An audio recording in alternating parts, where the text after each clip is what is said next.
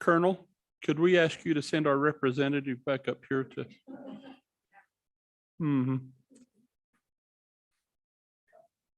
Your wife's not here this time, so you just think you can wander around. It was. Well, that was a nice break, maybe longer than we needed, but we're ready to get started this afternoon. We're on item 6 of our agenda, criminal issues and public safety, and we're going to follow up from our discussion at our previous meeting on the update on missing and murdered Indigenous persons. We have with us Forrest Williams from the interim director from the Division of Criminal Investigation, Kara Chambers, director of Division of Victim Services, and I've not seen Chief Blackburn. When he shows up, just wave him up and we'll have him said. And then we're also have on the Zoom Emily Grant. Dr. Grant is Associate Research Scientist for the Wyoming Survey and Analysis Center. So Kara, if you would kind of lead us on this. And I guess my question to you, do you want us to wait till we're done, or do you want to, if we have questions, can we, how do you want to do that? Sir, that would be your preference. I think it might go well if we sort of launch into some of our data, but I think we can handle questions as we go. So, Yep. So committee, if you have a question as we get going on this, just throw something at me and we'll recognize and try and get the That question works. answered. So thank you, Ms. Chambers, and we'll turn the time to you. Sure. Well, thank you, committee. My name is Kara Chambers. I'm the director of the Division of Victim Services within the Attorney General's office, and I'm here today. Introduce yourself. Frosty Williams, I'm the interim director for the Division of Criminal Investigation.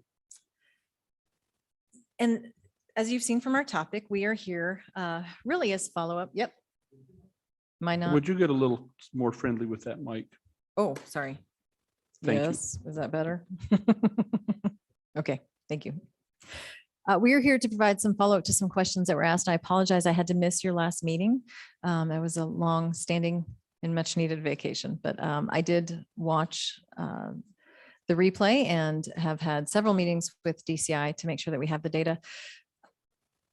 And even though I am speaking first, I'm actually, Director Williams, if you want to talk in, so if you look at tab 6 in your material, we had DCI provide specific data for comparison. I believe it was Senator Ellis who had asked specifically to look at comparison rates of crime against Indigenous individuals compared to their white counterparts, which was also part of, our statewide report that was published this past January. And what we had found is, especially with homicides, that Indigenous victims were made up 21% of our state's homicide, while only comprising 3% of our state's population. So that was obviously a disproportionate effect. But if you can turn, and I believe it is the first item in your material, you can see stats. And so that was, this is, let's see, 18, 19, 23-year look at Wind River Police Department. And so this is going to be stats that were obtained from the BIA, and Director Williams can go into a little bit more detail about how he compiled those and what he's provided to you. Sure, thank you. So we were able to finally get stats from Wind River Police Department through the BIA, and I truly want to thank Chief Blackburn. I'm not sure if he's here yet, but that was accomplished through him and his staff, which we greatly appreciated. Because I can tell you that prior to that, we really struggled trying to get the statistics, but we were able to get stats from 2018 through 2020, and towards the end of 21, we will again be getting stats from them. So statistically, what we did is we took the information and we did a comparison on the Wind River Reservation, compared it to the Riverton Police Department, also to Fremont County SO. And please understand, when you look at Fremont County, that includes Lander Police Department and Riverton PD Police Department and Shoshone, okay? And then we did a comparison to the Wyoming total.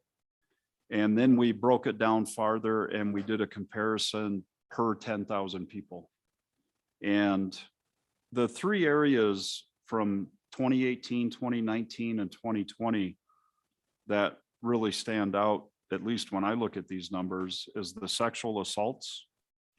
On the Wind River, there were 19 of them reported in 2020, 21 of them in Riverton, 23 in Fremont County. Wyoming as a total only had 300. So when you go farther over to the right, on the Wind River, it was 7.3 per 10,000 people, whereas the Wyoming average was only 5.2. And if you go down and look at the blue, I believe it's blue on your folks' sheet, for 2019, again, sexual assault, it was 8.0 per 10,000 people on the Wind River, whereas for Wyoming, it was only 4.8. The other areas that were very noticeable were aggravated assault. In 2020, there were 74 aggravated assaults reported on the Wind River, 32 of them in Riverton, 43 total in all of Fremont County, which again includes the 32 reported in Riverton. But there was only 812 reported throughout the whole state of Wyoming. So when you do the comparison per 10,000 people, it's actually a little more than double. On the Wind River, there were 28.3 aggravated assaults per 10,000 people. However, statewide, it was only 14 for the year 2020. For the year 2019, again, it's very high. On the Wind River, it was 21.4 per 10,000 people. However, for the whole state of Wyoming, it was only 11.8. And I believe that carries over on 2018 data as well. Yes, sir.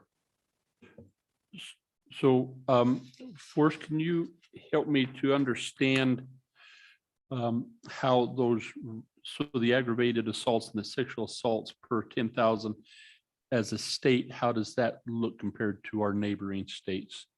Are we comparable? Are we lower? Are we higher? I see what you're saying, but I'm just trying to get a vision of this regionally to see if it's exasperated or if Wyoming as a whole is higher than anybody else. Mr. Chairman, I don't have those numbers, but I can easily obtain those. And from looking at them in the past, I believe Wyoming is very comparable to our surrounding states. If you based it off of 10 per 10,000 people, I believe so. But I can certainly get that information. Yes, sir.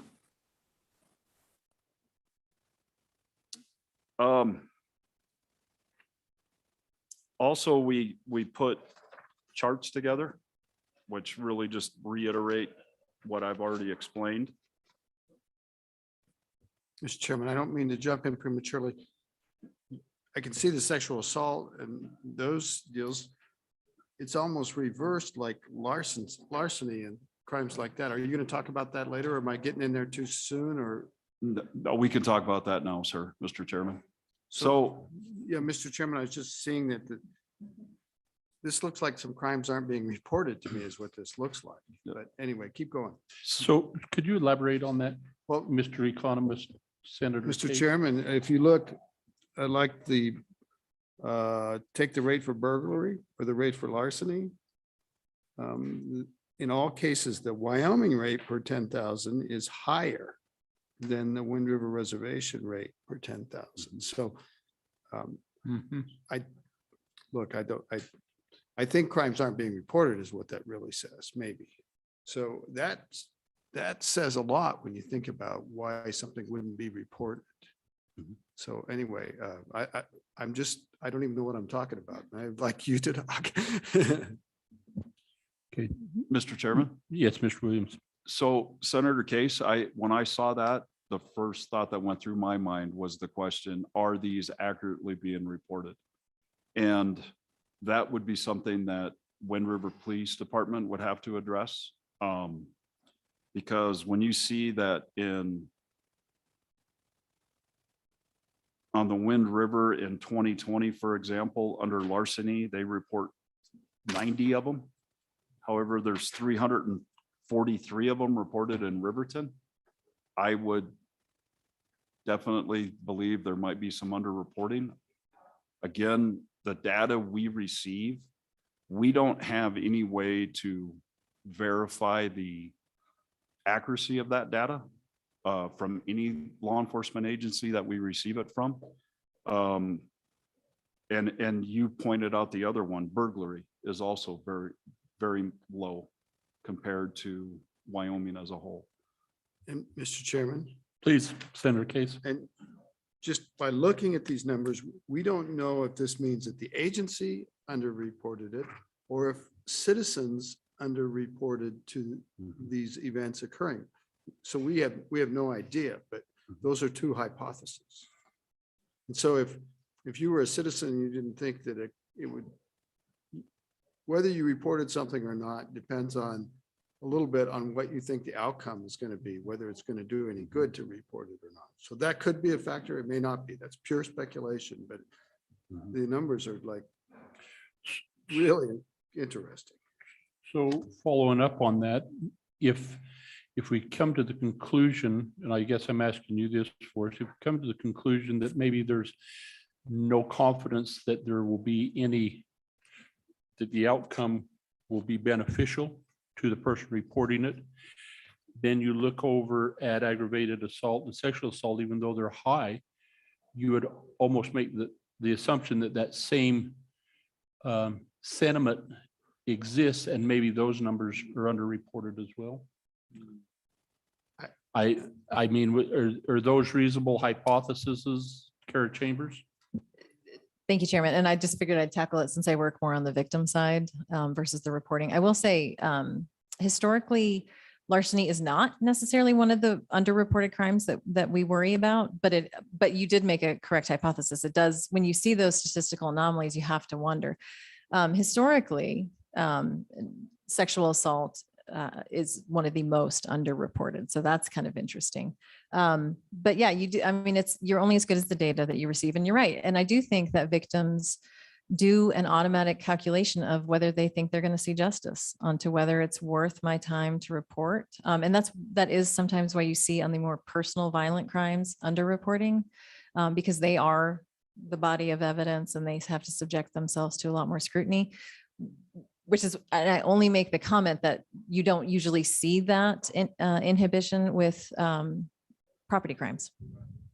But you're right, it's very off. So I just wanted to throw that out there because, I mean, the question I had once in judiciary is, well, can you tell me about the number of unreported crimes? And I said, no, I cannot. But, we have anecdotal evidence. Because we do work, we fund programs that work with victims that don't require report to law enforcement.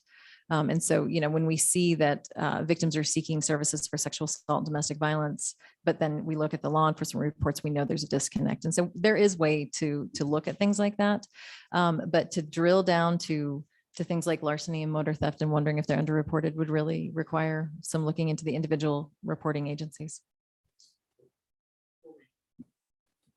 Before we move on, we received a note that Chief Blackburn isn't able to be here, but we have Mr. DeClay. There we go. Come and join us, please. We need your input on this from the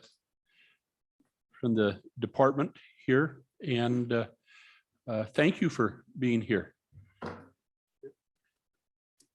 Well, my name is Garrick DeClay. I'm a special agent with the Missing and Murdered Unit out of Billings, Montana.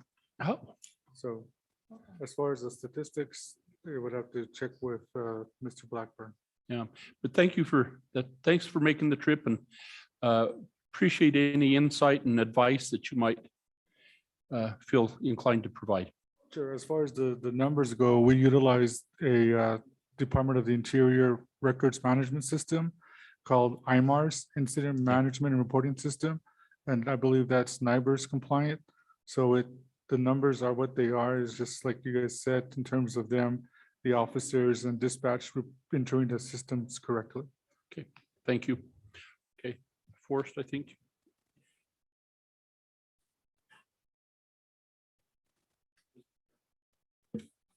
Mr. Chairman, I was just going to add back to our earlier conversation that I know I'm saying something that we all know, but I feel like I must say it.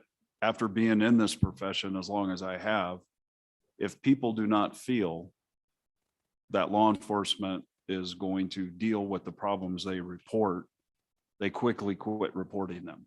I mean, I have seen that time after time after time. So I will offer that. And then once law enforcement improves in a certain area, the number of those types of crimes that in that area that law enforcement has improved upon, the amount of reporting goes up. Senator Salazar. Thank you, Mr. Chairman. I also hear victims who don't want to report say the law isn't adequate. You know, I think that there is a feeling that we don't have on the books the appropriate punishment. And I think anecdotally, I've heard people say, you know, I do trust law enforcement. I don't trust law enforcement. But then the next argument I hear is the laws in Wyoming aren't strong enough for people who have been in cases of rape or child sexual abuse. What are your thoughts on that? Mr. Chairman, Senator Salazar, what I would say in regards to that is I have heard the exact same thing many, many times from victims, and then I have heard the opposite from defendants. You know, understand law enforcement's role is the investigation and arrest and putting the case together. The punishment side is handed out by the courts. Personally, to answer your question, I do believe Wyoming's punishments are adequate. I believe Wyoming's laws, for the most part, are adequate. Every now and then, yes, they need to be tweaked, changed. Mr. Chairman, follow up. Please.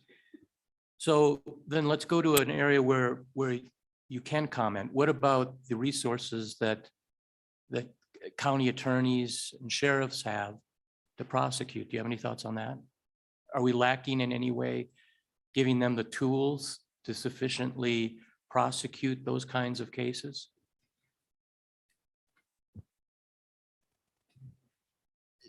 Chairman, Senator Salazar, our office can't really comment on prosecution because it doesn't fall under our office's purview. I understand, and we don't also oversee law enforcement. So DCI, Wyoming is different than many states in that DCI does not have jurisdiction over all the other sheriffs and police departments. So we just don't want to overstep our bounds. But I understand what you're saying, and resources is an issue. We're talking at length about reporting issues in judiciary, and a lot of it comes down to funding to have proper record management system. You know, again, in victim services field, our grants are diminishing. And so we don't have enough boots on the ground. So I can speak to that. But I think we kind of looked at each other because, I mean, we really shouldn't comment on prosecution. Questions? Okay.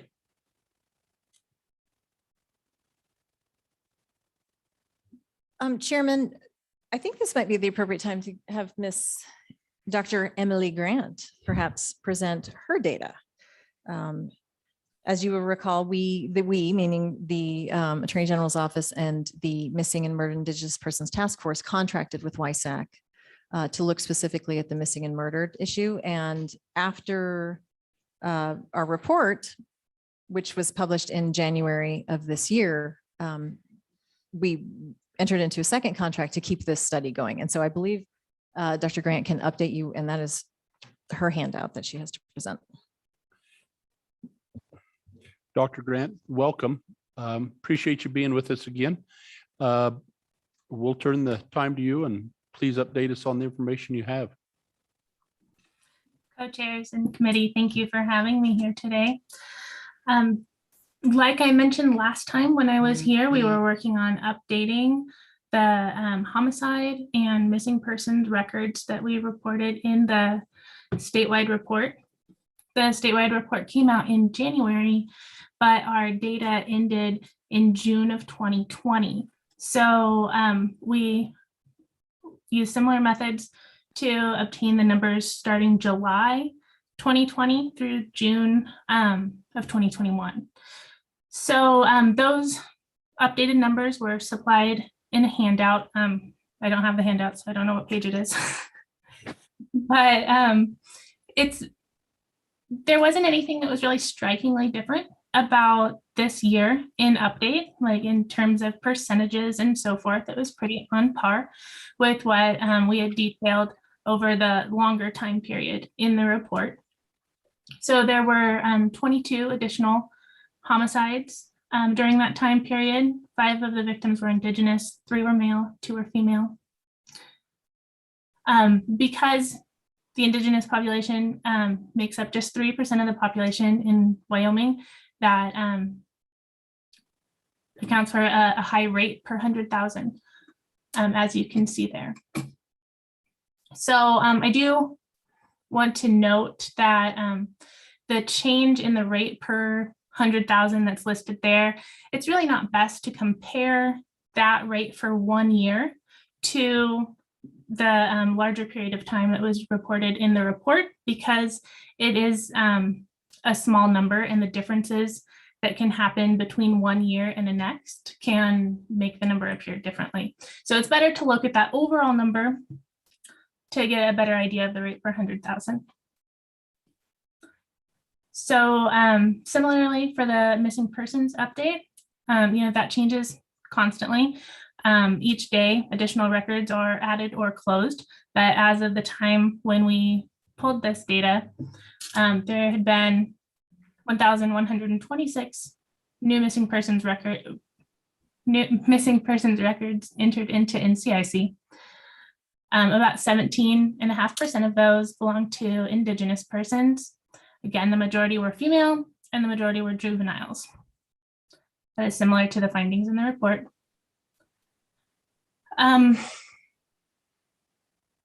Yeah, so like I said, I mean, that's the basics of it. We are committed to keeping track of these numbers and updating them on a regular basis. When we did the statewide report, that was the first time that these numbers had been put together in that way.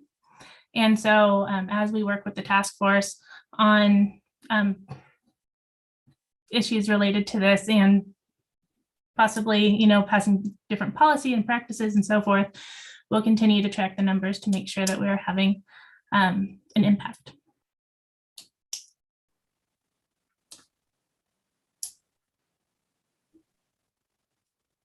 Ms. Chambers.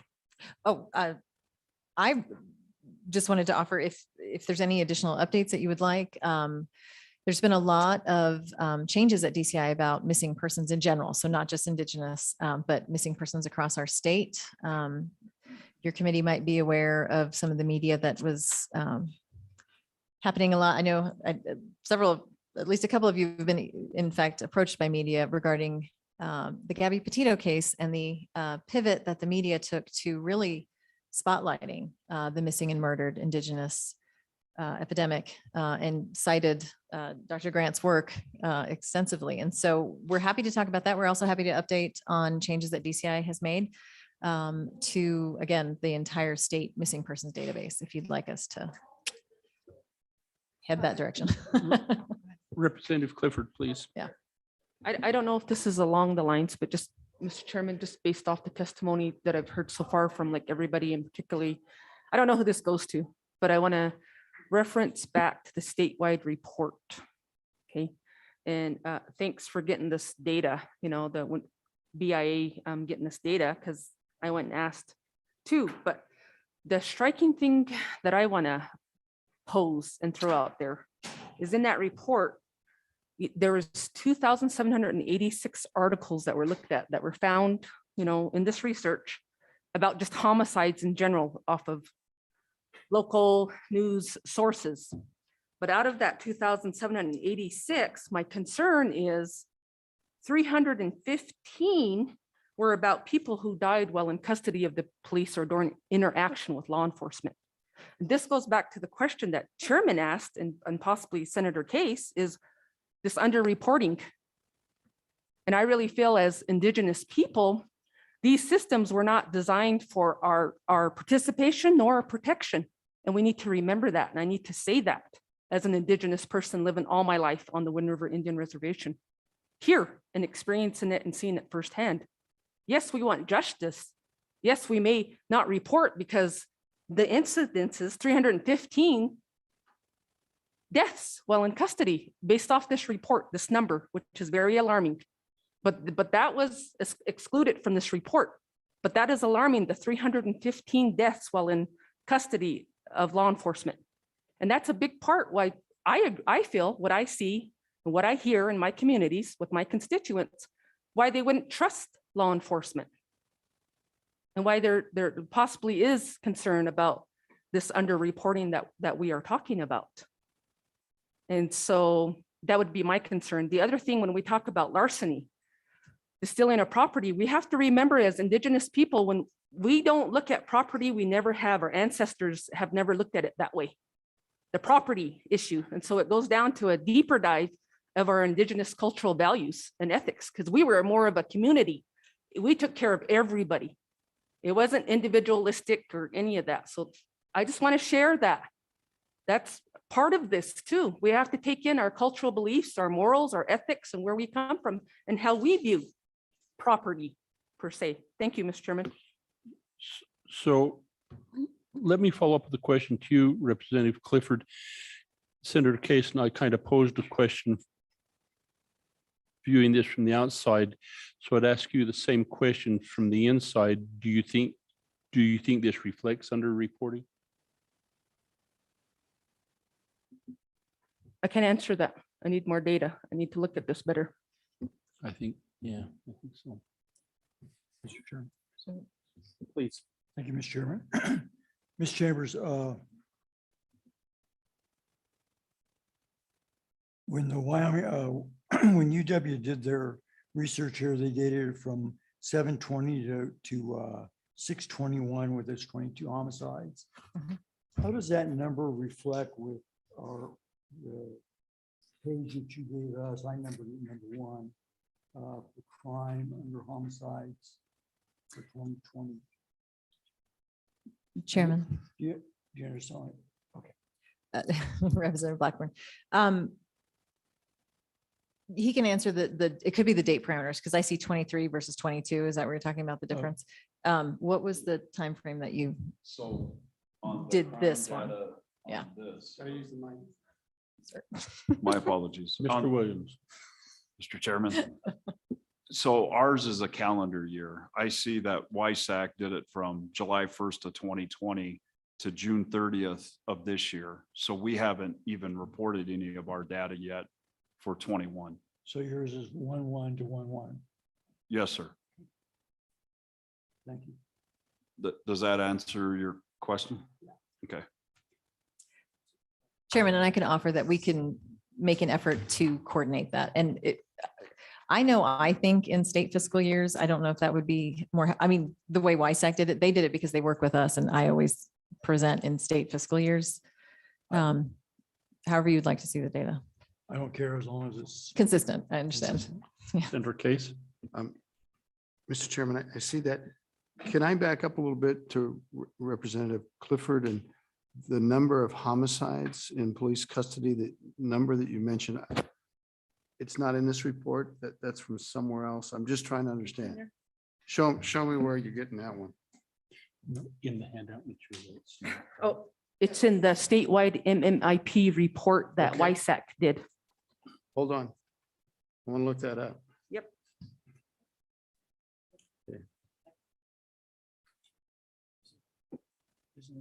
And how many, what was that number, Representative Clifford? 300 and, 315 articles 15 articles. related online newspaper articles published in Wyoming. Okay, And they excluded that 315 from the final report. Okay, I am so sorry. I misunderstood when you first said, when you said 315, I thought you were talking about homicides, not articles. So I remember the report about the surveying of the articles and how they were reported. I do remember that. So when you said 315, I thought you were talking about 315 homicides. I'm so sorry. But it may have been, but it wasn't part of the Wyoming data of 315. I understand that each article is about a homicide. I'm not getting that wrong. I just misunderstood that it was a Wyoming statistic perhaps or something. I'm sorry. I kind of took us down a rat hole here. I Carol, apologize. please. Chairman, I have the report in front of me. The quote is, of the articles found, 315 articles were about people who died while in police custody or during an interaction with law enforcement. So the next sentence is why it's not included, is to limit the focus on non-law enforcement related deaths. These articles were excluded from the sample, resulting in 2,471 articles about homicides in Wyoming. And then to drill it down, and Dr. Grant can explain this more because that's why we hire statisticians to do this, is they then drilled it down to articles that were comparable so that they could get the numbers to, you have to measure apples to apples. And so they looked at an even smaller sample of articles, and that's where we found the underrepresentation of Indigenous homicides, compared to the white counterparts. 51% of the articles were about the white homicides, and the only 30% being Indigenous homicides. And then the 18% within that, only 18% were about Indigenous females. But yes, I just want to make sure we're all on the same page. That's a very astute comment. And if that's something, Representative Clifford, that you'd like WISAC to drill, and I could see Emily nodding out of my, she can look into that to see how many people that represents in those articles. I know Laurel Wimbush from WISAC was the one who did the deep dive, and I'm guessing she has that information. So if we could get that to Heather, and then she can distribute it get it to LSO if you would, and then they can distribute it back to us, we'd appreciate that. Absolutely, sir. Other questions, Representative Clifford? And thank you, Mr. Chairman. I just wanted to clarify, it's still alarming. And I want to deep dive, how many of the 315 are Indigenous that died while in police custody or during interaction? Again, it would just be good to know. Thank you. Chairman, So- Representative Clifford, absolutely, we can do that. So of the 315 articles, And I'm just referencing this report that was done, the numbers that came out on it. Yeah. Yeah. Yeah. Correct.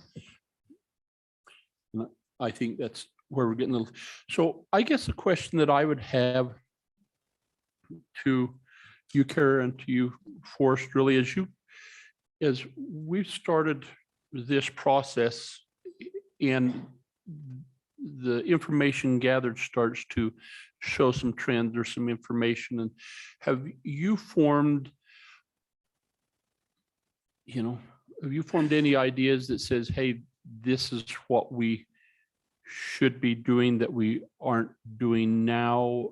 Can you share some of those thoughts with us? And I'm really interested, Mr. Williams, on any conversations you and Chief Blackburn or with the Bureau Police Department, because it appears one of my deductions is I think it would be helpful if we have greater communication between the state and tribal law enforcement. Maybe I'm reading that wrong. So could you share with me your thoughts on recommendations you see coming forward? Mr. Chairman, I have been communicating with Chief Blackburn much more so than we ever have in the past. I have found him very enjoyable to visit with. I think we need to continue that. In times in the past, there were breakdowns in communication. As far as the crime data goes, I really would like to visit with Chief Blackburn about the differences in the larcenies, the burglaries, why those are lower, and get his insights into that. Chairman, Mr. well, Chairman. there's a question. Representative Clifford thank- may have go a ahead. question. And Mr. Chairman, I'd always like any of representatives from our tribal councils, the leaders, to be at this table as well, and thoroughly tribal consultation, true tribal consultation, making sure that that happens with these conversations. So it's just not DCI talking to a federal government. We still need our tribal leaders at the table. Thank you. Tara. Chairman, I also wanted to comment. So thankfully, a lot that can be, the work that we've already done with Senate File 8 that this committee sponsored and allowed for that interaction. But I do note Representative Clifford's comments. But so I think that, I mean, that was the one big policy lift that you guys did. And it was fabulous. And it really enabled us to start doing this and ease of access for that data information. And in fact, it was Representative Clifford's very strong comments to Chief Larvae about getting data. So it accomplished its task. I will say the task force, that is sort of the goal of the task force, is to provide policy recommendations to the legislative and executive branch. And so the policy recommendations, as you're aware, that came out of this first report was to have a BIA advocate. And I believe Chief Blackburn updated us on that at the last meeting.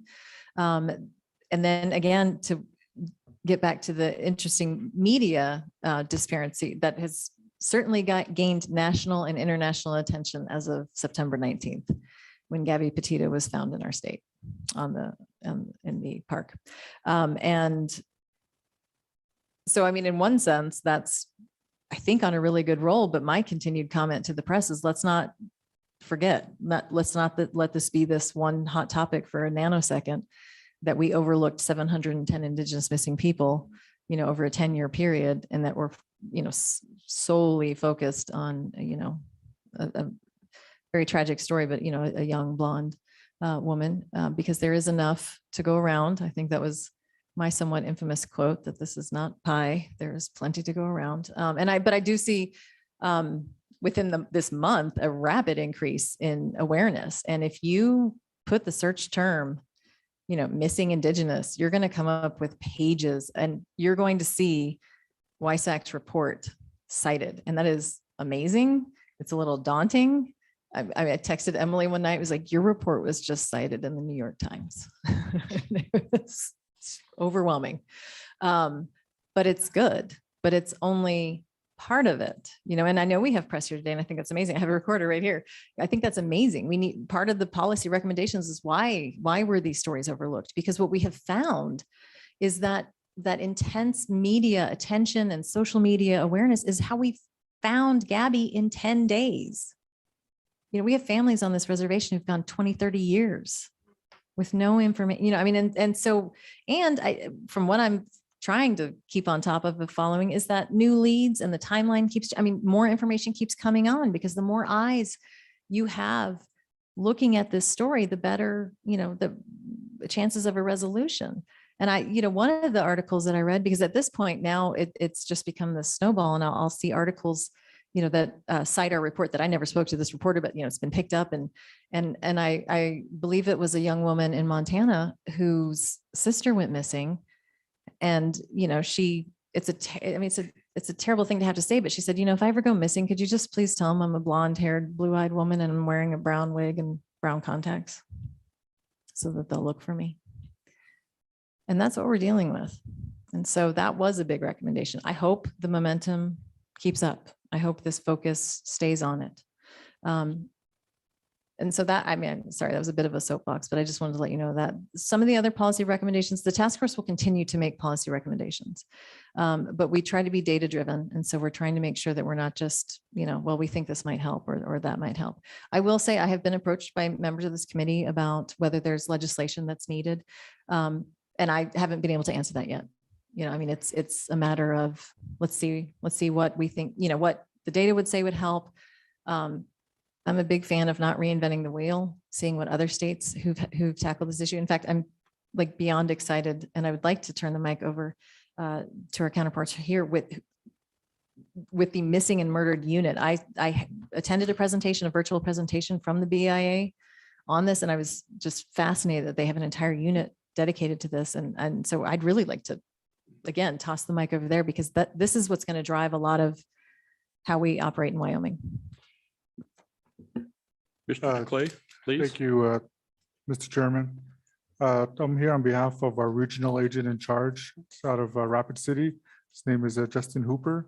Currently, he's up in Anchorage, Alaska with our agent up there. And we have various offices throughout the nation. Myself and Special Agent Red Cloud are out of Billings, Montana. And we cover Wyoming, Montana, Idaho, Oregon, and Washington. But we just opened an office up in Vancouver, Washington. So we have an agent that's going to be reporting there. Then we have another one in Spokane that's going to be reporting as well. We have offices in Rapid City. I think they opened one up in Bismarck, North Dakota. We have several agents stationed in Phoenix, Albuquerque, Nashville, and they're going to open one in Gallup and then out in Fort Apache, where I'm from. So basically, we're a relatively new unit within the Bureau of Indian Affairs Office of Justice Services. And we're kind of separated from the direct service program, like here at Wind River, and the travel programs that are contracted.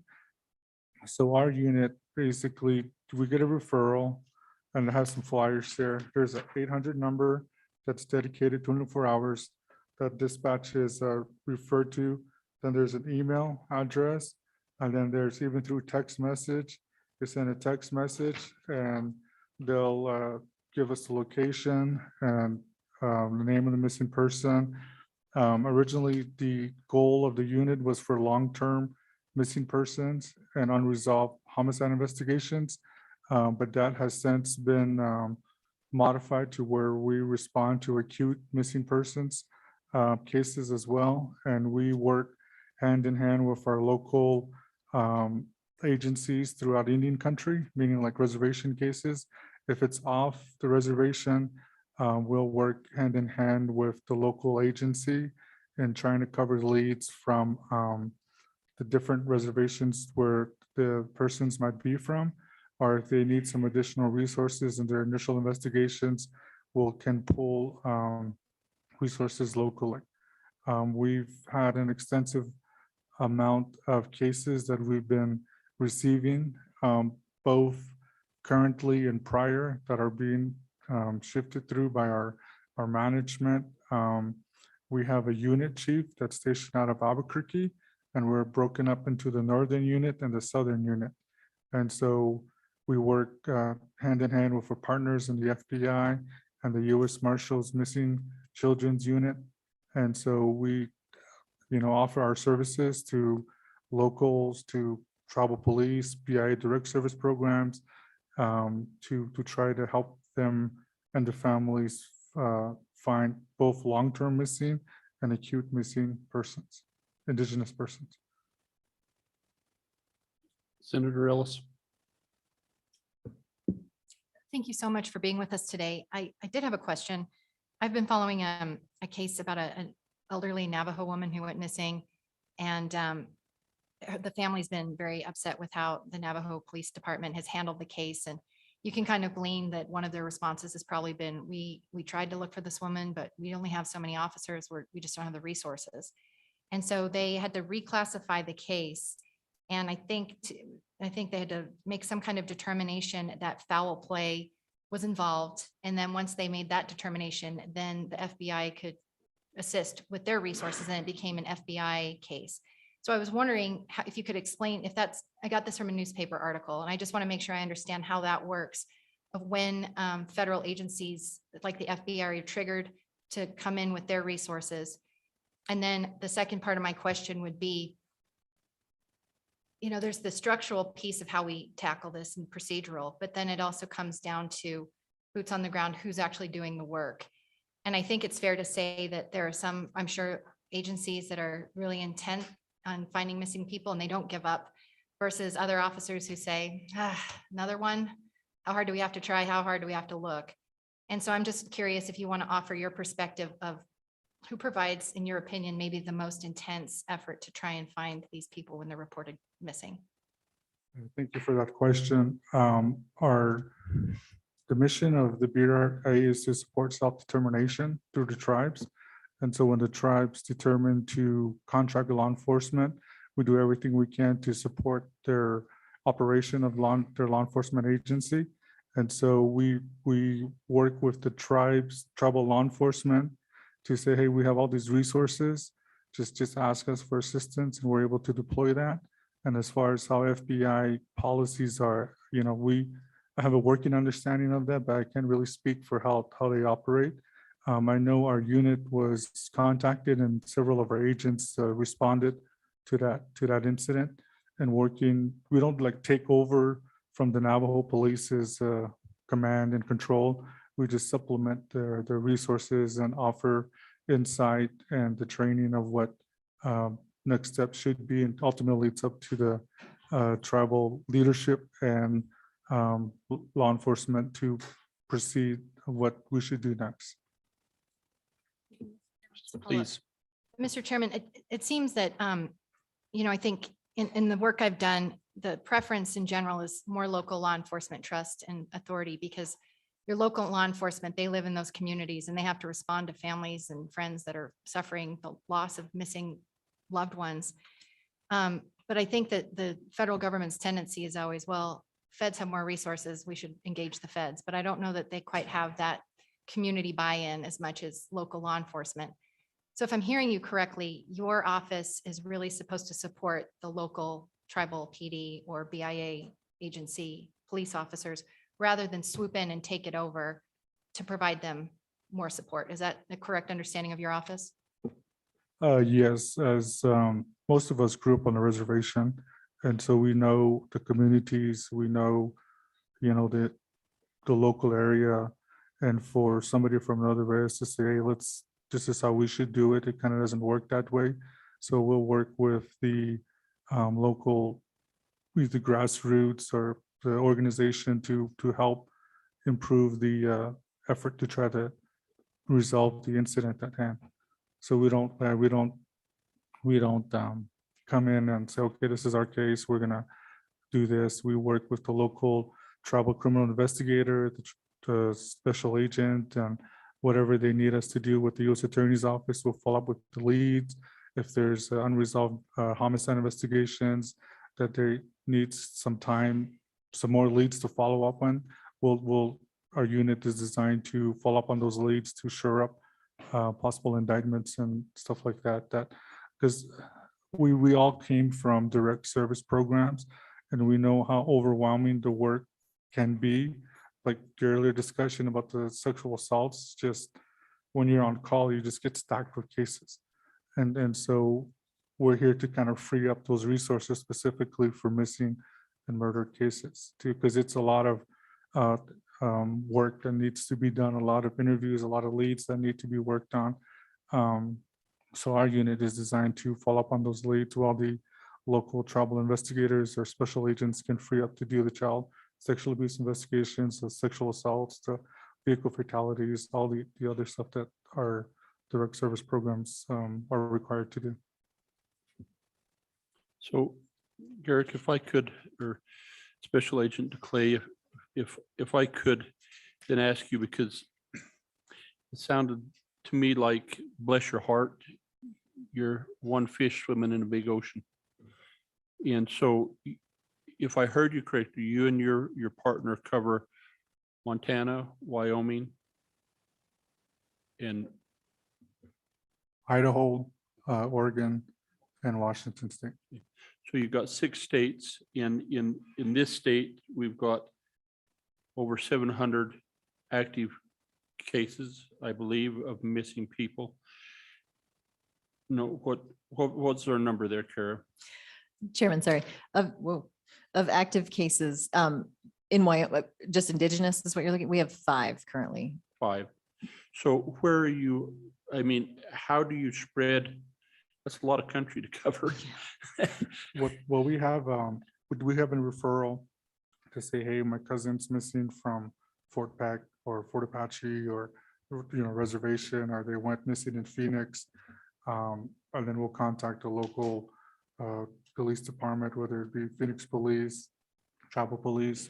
So we got a referral from this family. Are you guys working on it? Is there any help that we can do? Is there any leads that you guys have open? We had a case out in Oregon off the reservation. We were able to help that agency with interviews out in Oklahoma City. So that's kind of what our goal is, just to ensure to the families that the case isn't just sitting there, that even though it's referred, out the city police were able to You know, I think we have cousins up in these reservations. We have people here. And then we would follow up on those leads. So then a follow-up, as you look at that and you look at the various reservations that you have to cover, is it your opinion, well, give me your opinion, if you would please, on how the various reservations are staffed? Do you think they're staffed adequately for law enforcement, or does that vary from state to state depending on if they're using the Bureau or if they're doing it themselves? Can you give me a little insight there? I'm just trying to get a picture of maybe where we're at here.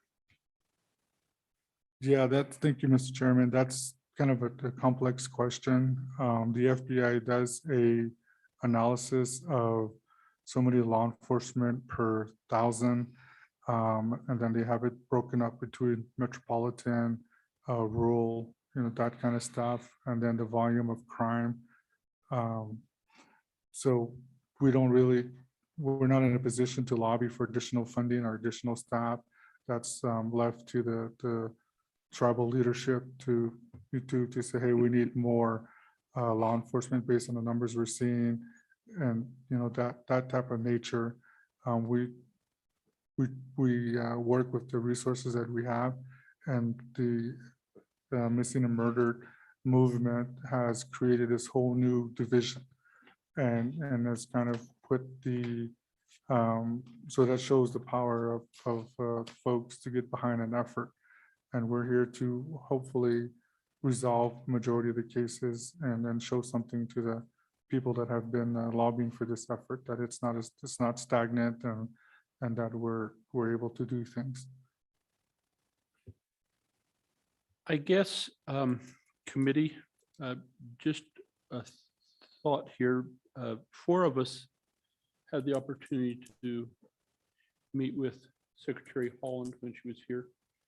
And of the legislators and executive branch that met with her there, I think that this committee was represented very well. And I think that this conversation come up specifically with the intent that we would be getting together again and pursuing this conversation. And I just kind of wondering if we shouldn't maybe put this on our to-do list with Heather to maybe draft a letter and reach out to them and say, because I think that's still a question unanswered, as if we have the sufficient numbers to really address law enforcement here on the reservation. And that's probably as good a chance. If you think that that's appropriate, maybe we'll do that. Okay, thank you.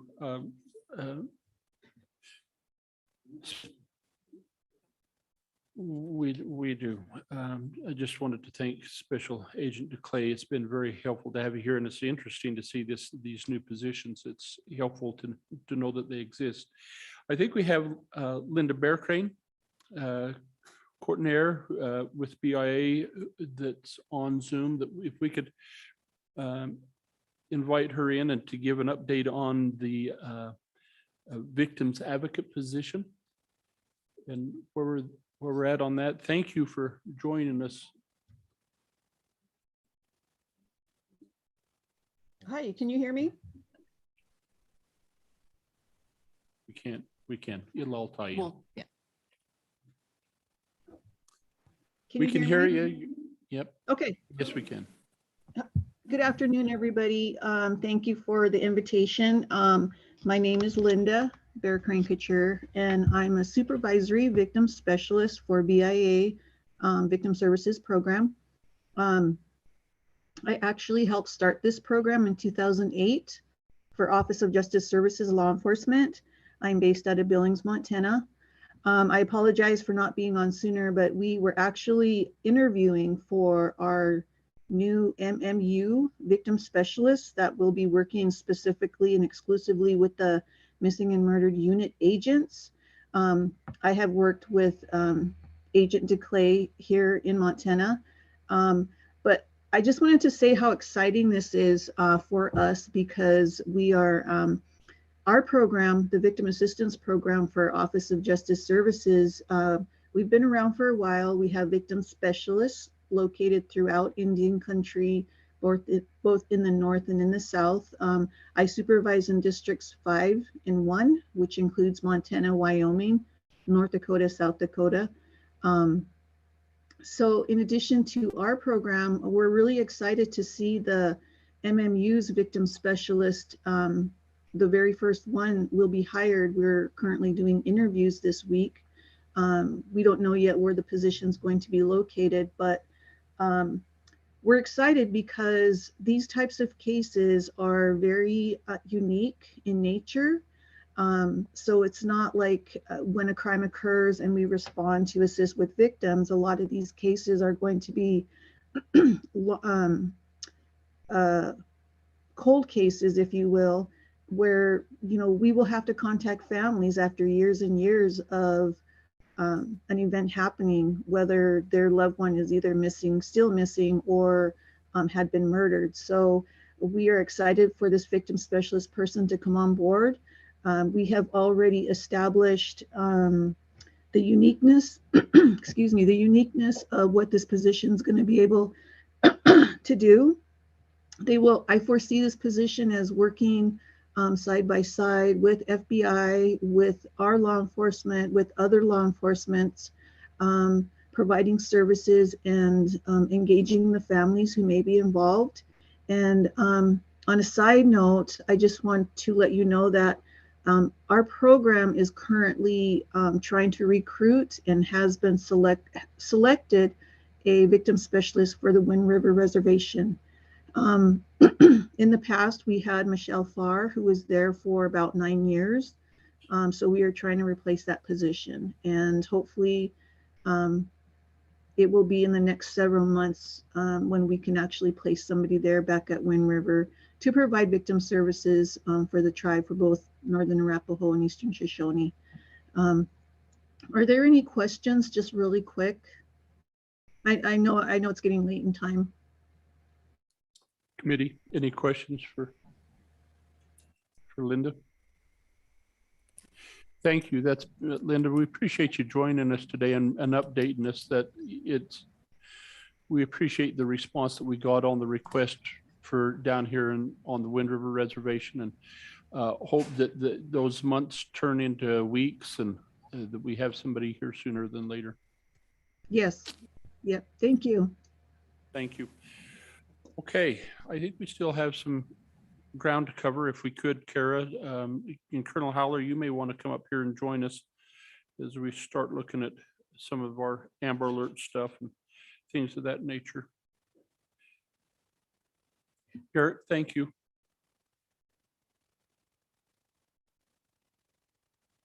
Chairman, if I may, while we're getting situated, I wanted to just follow up on something that Senator Ellis, and then my answer to you. I wanted to point out that the 5 active Indigenous missing people we've separated out cold cases, and we've separated out unresolved homicides. So I just want to be clear about that. So when we, talk about these long-term missing, I mean, these are 5 that are just currently active, and, obviously this changes.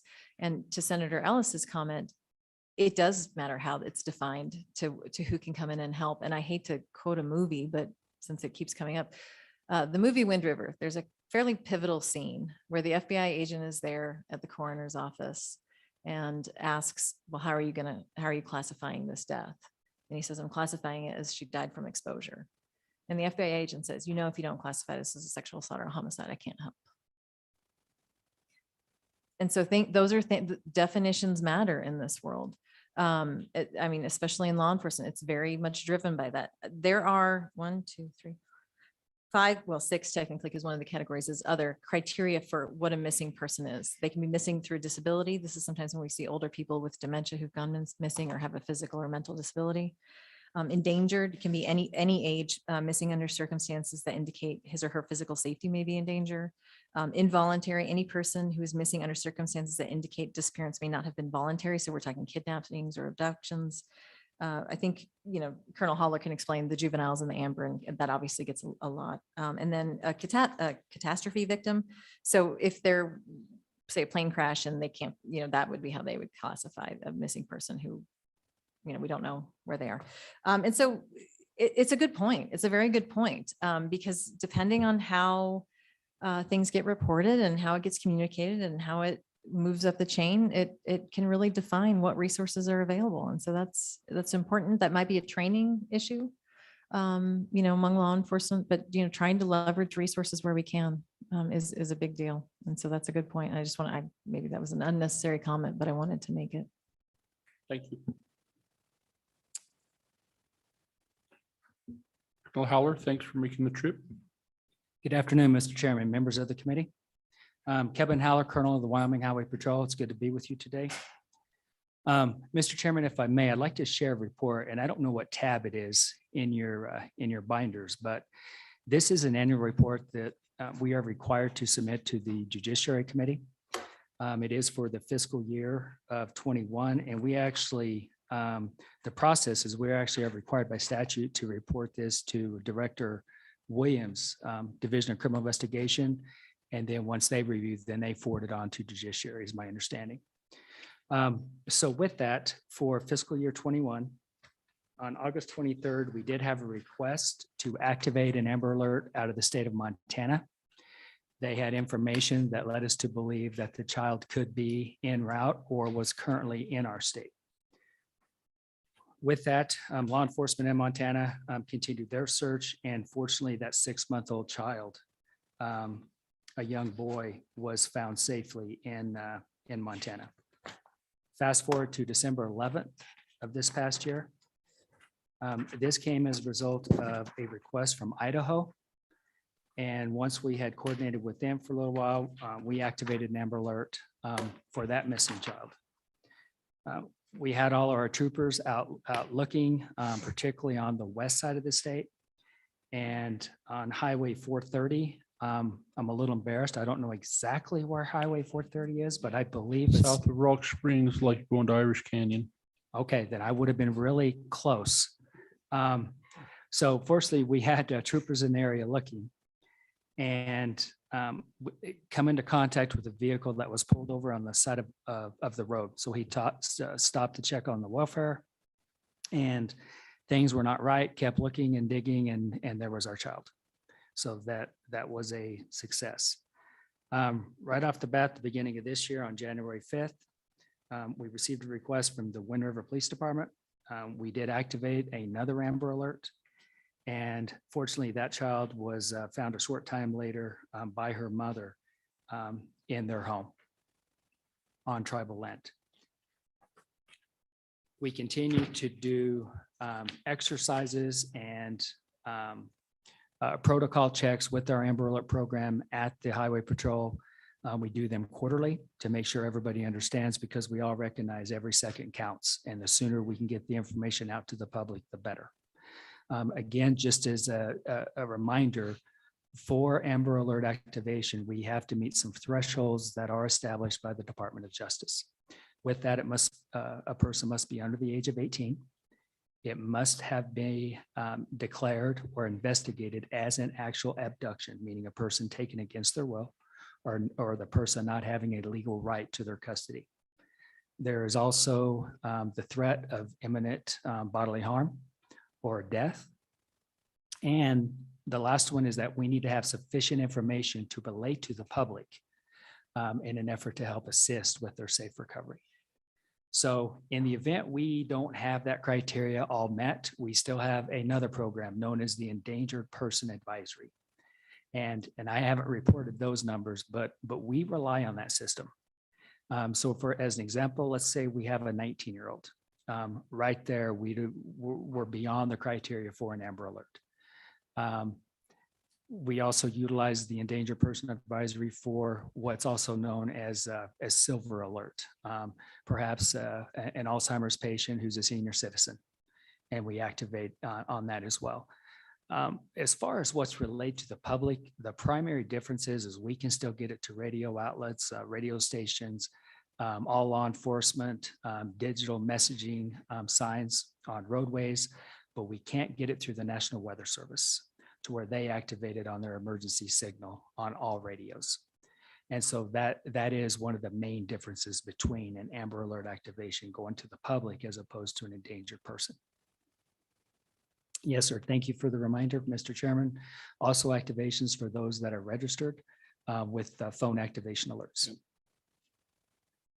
Mr. Chairman, if I may, I'd like to talk a little bit about a highway patrol update. Please.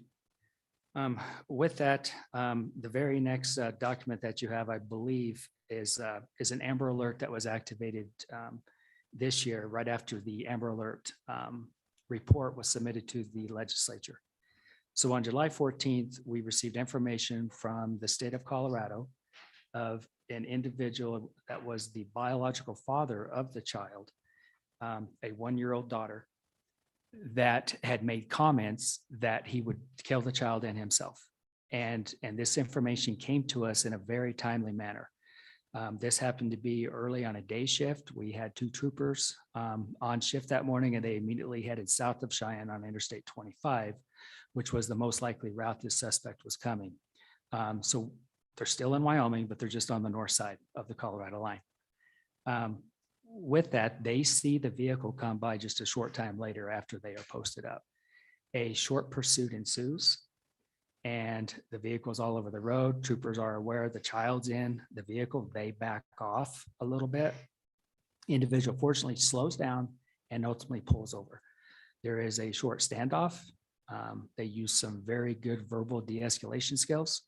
And from there, fortunately, the suspect surrendered, got out of the vehicle without further incident. And he was charged with multiple felonies as well as in Wyoming. And then, of course, he awaiting extradition back to Colorado. The child was returned back to her custodial mother. So I'm very happy with that one. Very, very close to home up here in Fremont County, and also very close to my heart. On June 25th of this year, a trooper, Phil Pendergrass, about a 4-year trooper. He was ending his day with a drive through Sinks Canyon. He had been on day shift, and as he's driving up Sinks Canyon, beautiful afternoon, as he described it, he saw a compact vehicle speeding down Sinks Canyon. His radar indicated it was 100 plus. Anyone that's been on Sinks Canyon Road knows that that is a very high speed for that particular roadway. Vehicle goes by him, he gets turned around. He believes the vehicle is trying to evade him, but he's got such a jump start, it's very hard to tell for sure. Ultimately, as they work their way back down the mountain, he believes the vehicle turns into the driveway of a residence, and there's a lot of vegetation and shrubs and trees and whatnot. So he slows down and he identifies the suspect vehicle, having done just that. And so he pulls in behind. Like everybody in this room, you can tell when something's not quite right. And he knows something's wrong, but he's just not quite sure what it is. So he cautiously begins to approach the car. He's all alone. And he identifies an adult male driver and adult female passenger. He begins to give commands to the driver. The driver exits the vehicle and by all appearances is compliant. Unbeknownst to Trooper Pendergrass, the suspect had a 9mm handgun stuffed in his waistband. So the trooper is going to place this individual into investigative detention because, again, circumstances involved, he knows something is not right. At that point in time, as he puts his hand on the suspect's back, the suspect spins and there begins to be a knockdown, drag out. Suspect produces a sidearm, and it is clear by watching the video that was captured by the trooper's dash camera that gives you an overall great presentation, chilling to watch, that somebody's going to die that day. The suspect is pointing the handgun at the trooper's head, and the trooper keeps moving it, and they are dancing and fighting. The trooper ultimately is able to get behind the suspect and pull him in, at which time the suspect is able to discharge one round, striking the trooper in the left thigh. Trooper Pendergrass realizes he's behind now and that he has been hit, and his injury is significant. And at that time, he pushes and which is what we train, gains distance, and he draws, and he discharges 3 rounds, striking the suspect all 3 times. Very close quarters combat. And suspect is gone down, but at that time is still alive. So from there, troopers are responding, local law enforcement, EMS, and ultimately a fellow trooper out of Division I here in Lander is first on scene. And we issue field tourniquets to all of our troopers, and Trooper Egley deploys his field tourniquet to get the bleeding stopped on Trooper Pendergrass. The suspect is transported a short time later and unfortunately succumbs to his injuries. At that point in time, by then actually, Trooper Pendergrass had been transported to the Lander Hospital, and it was agreed that his injuries were too severe. And at that point, he was transported via fixed wing to the Casper Medical Center. By that point in time, we had coordinated with local law enforcement in Casper, and we were able to give him a full escort with all intersections blocked, so we could transport him via vehicle to the medical center. Within hours, he has surgery, and the very next day he is released. It is simply amazing. The bullet actually traveled through his inner thigh, around behind his leg into his hamstring, and went lodged in his calf. So there was significant damage done to nerves, done to tissue, particularly muscle. With that, just spoke to Trooper Pendergrass after having gone through a lot of physical therapy. He has been very receptive to all the counseling. He has been cleared for duty, and we will be welcoming him back to full duty in 2 weeks. He is a quite impressive man. I wish I could clone 200 of him. He wants to get back to work, and I believe he's ready. And so with that, I tell that story for two reasons. One, it's right in our backyard here in Fremont County. Two, times have changed in our state. We have had 3 deadly use of forces just within the Highway Patrol in the last 3 years. And they've all been shootings. And now we've had a trooper shot. Just recently, we had a lieutenant with the Casper Police Department. I attended his funeral on Monday that committed suicide. There is a lot of trauma that is going on around the country. We see it via the news outlets. But I'm here to report that it is moving into our state. We are seeing a change in our highways.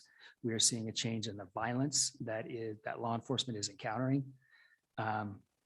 And in another form, we're also seeing a change with actually compliance to lawful orders. And what I mean by that is what a trooper believes is something, a traffic stop for speeding, for whatever motor vehicle crime. It ends up in a pursuit. Oftentimes, those individuals are wanted. They have controlled substances, stolen property, weapons in the vehicle. We're seeing this at an increasingly alarming rate, up almost 400% from years past. And so I just want to report that. And I think all local law enforcement, DCI, and certainly the Highway Patrol, that's the trend that we're seeing that is coming to our communities. Mr. Chairman, if I may, this past Labor Day weekend, we had a detail, and it's with Highway Safety Federal grants, paying for overtime basically. And we performed a Labor Day DUI enforcement operation. With that, we partnered, and we've done this a couple of times. We partnered with all Fremont County law enforcement. I deployed an additional 7 troopers from other divisions. And so we worked that Friday, Saturday, Sunday, and Monday of Labor Day weekend. And I relayed a few of the stats. I don't need to go through all of them. You have them, but just to highlight a little bit, 858 traffic stops were performed, resulting in 20 impaired drivers. That's a combination of alcohol and drugs. Again, I would emphasize that impaired driving, drugged driving has surpassed alcohol driving, and it has been like that for a couple of years. Whenever we have impaired driving specific to drugs, it becomes imperative that we have blood evidence, which means blood draws. That's the only way that we can get the evidence. With that, continue to see violations for no seatbelt, child restraints. We did have 1 fatality rollover. That one happened to be in Sings Canyon. There was also one event that ended up in a pursuit on tribal land. We ended up spiking the vehicle, and ultimately it was an adult male driver. His spouse was inside and their 1-year-old child. And once the driver was taken into custody, he collapsed and became unconscious, and he began to exhibit signs of a opioid or opiate overdose. About 3 years ago, we began to outfit and assign all of our troopers with an Narcan. There's virtually no side effects if an individual is not overdosing on an opiate or opioid. So it's very safe to use, but when in doubt, we deploy it, and we've deployed it a number of times. On this particular event, troopers use 3 canisters, which I personally have never heard of. Typically use 1. If that one doesn't work, you use 2. And the troopers on scene, give it another try. Each trooper carries 2 canisters. They deployed 3 and it worked, and they were able to bring him back. So that was a win as well. The driver later stated that he had smoked a blue pill. We believe that was most likely fentanyl. Fentanyl seizures are up. We have seized them many a times. And in fact, we had a 25-pound seizure of fentanyl in the past 6 months. Mr. Chairman? Please, 25 pounds? Yes, sir. Wow.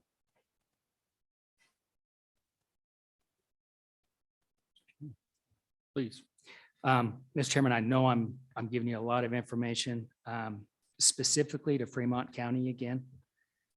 There have been 12 fatalities to date here in Fremont County.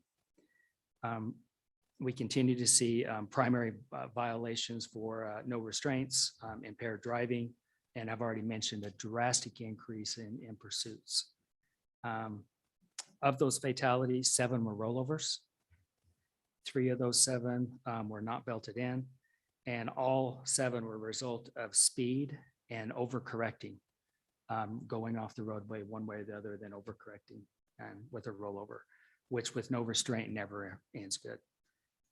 One of those incidents, and I'm sure several of you will recognize these last 2, was an ATV. It was an equipment failure.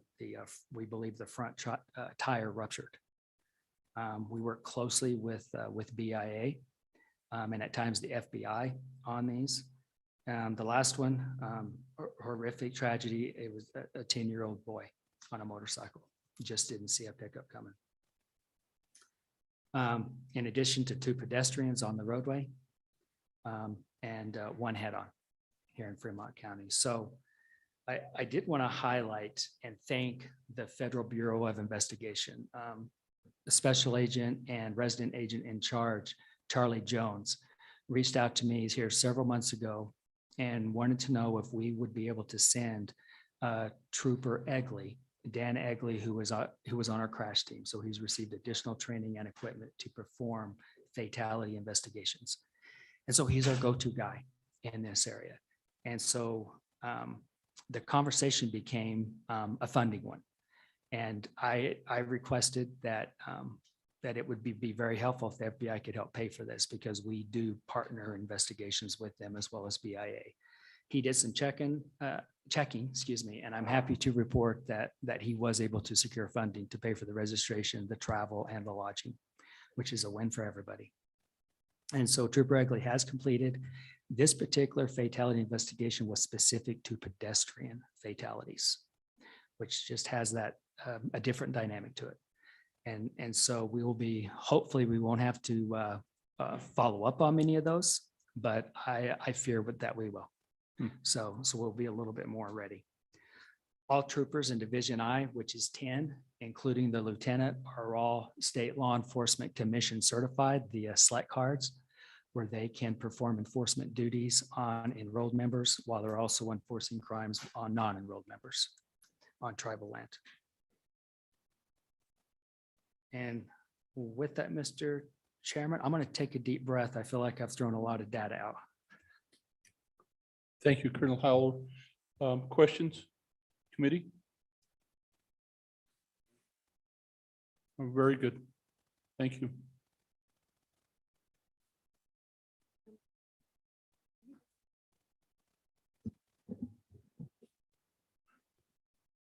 Chairman, Senator Ellis, we have a ton of data. We will provide it to you through LSO. We have a lot of new information on how missing persons cases are handled, but we have far exceeded our time. So we will get you information separately. Electronically, we'll condense it so that you can compare. We'll make sure we're comparing the same timelines.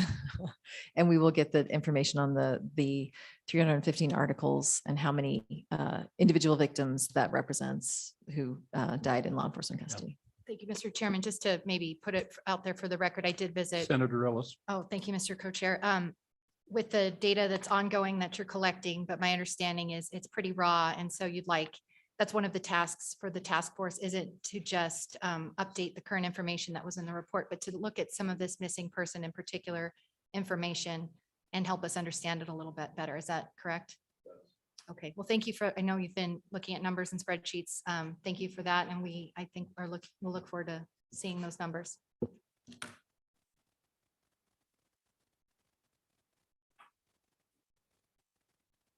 Break time, you wanna take a break? Do we have any public comment on missing and murdered Indigenous person? Anything that should? Any comments? Okay. Representative Blackburn has indicated that it's break time. So we'll do that. He controls all things important. So we'll take a break here and be back at 3:05. We're going to go into irrigation and water projects. I see we've got Superintendent Shakespeare here, or I seen him here earlier. I'll visit with him. We don't have the tribal water engineer here, so we're probably going to be abbreviated on that and then move to the owner of our fossil fuel, Madam Chairman. So we'll be back at 5:05.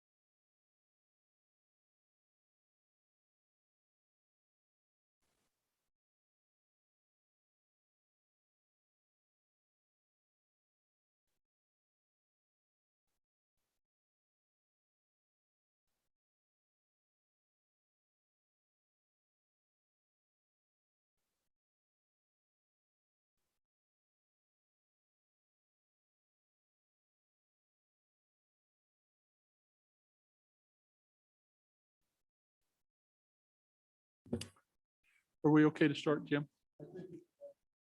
Okay, thank you. Committee, the next item on the agenda is discussion their irrigation and water products jurisdictional split.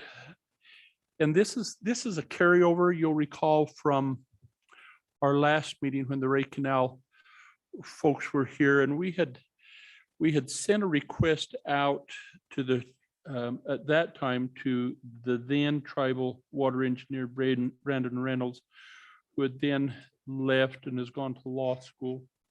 We have an interim director, Baptiste Weed, and we had followed up with him. He notified Heather this last week of his inability to be here. I contacted him yesterday and discussed a few things.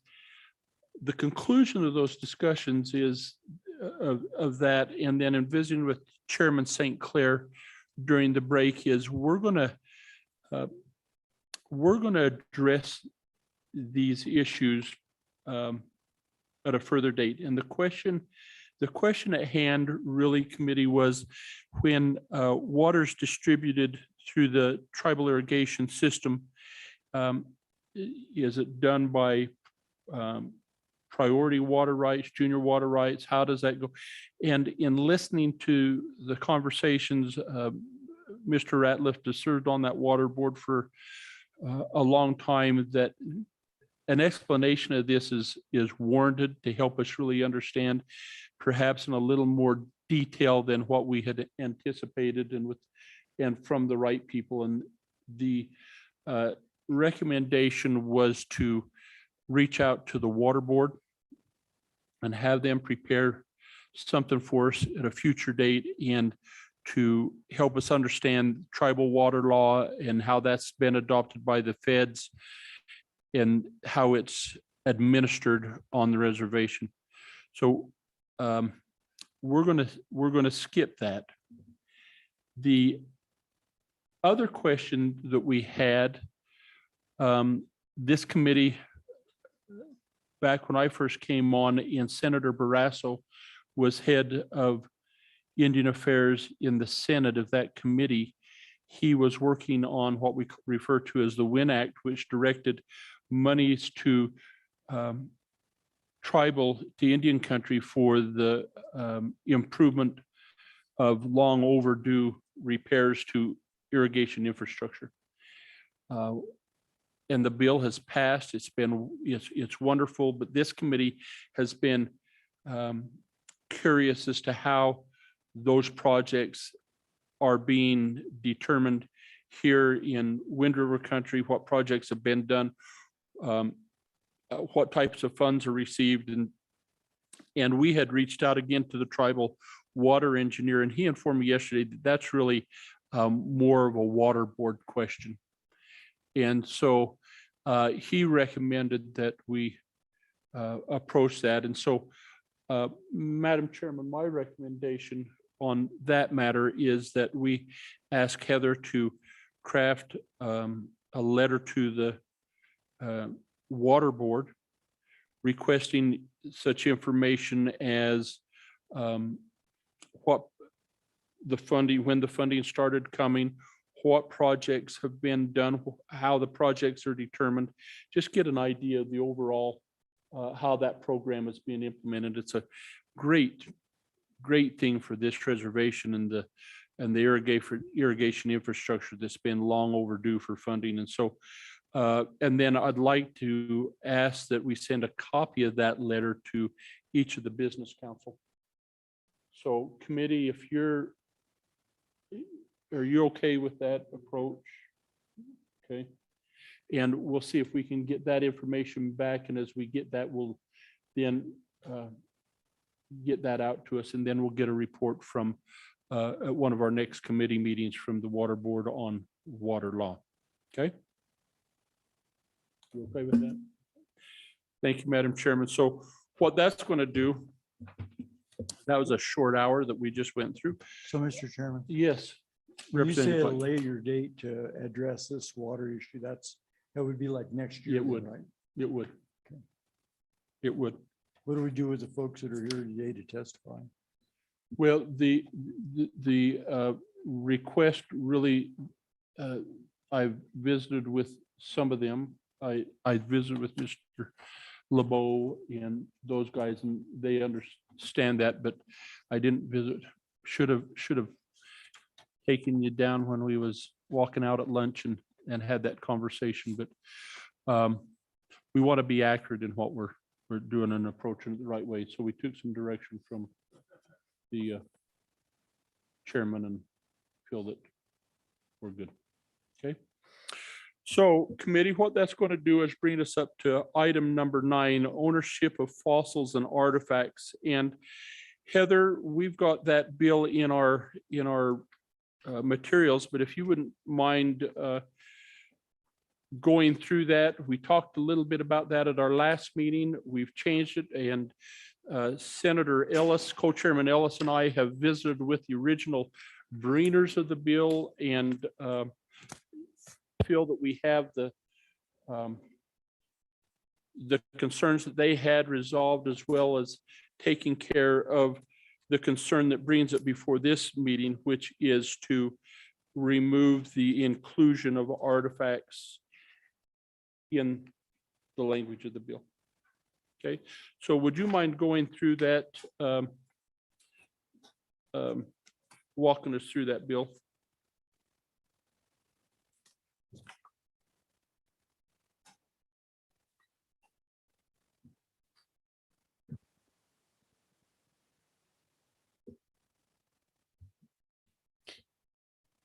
Mr. Chairman, before I start, I do not know, I don't think that we have any folks who have connected online, but I didn't know if they were waiting for half, a little bit when this is scheduled. Because we had not contacted them actually to let them know that we were early, because it seemed like maybe we weren't early, but now we are again. Mr. Co-Chair, I did send a text to the original co-sponsors of this bill about 5 minutes ago, just to let them know we were starting, but I haven't heard a response. Okay.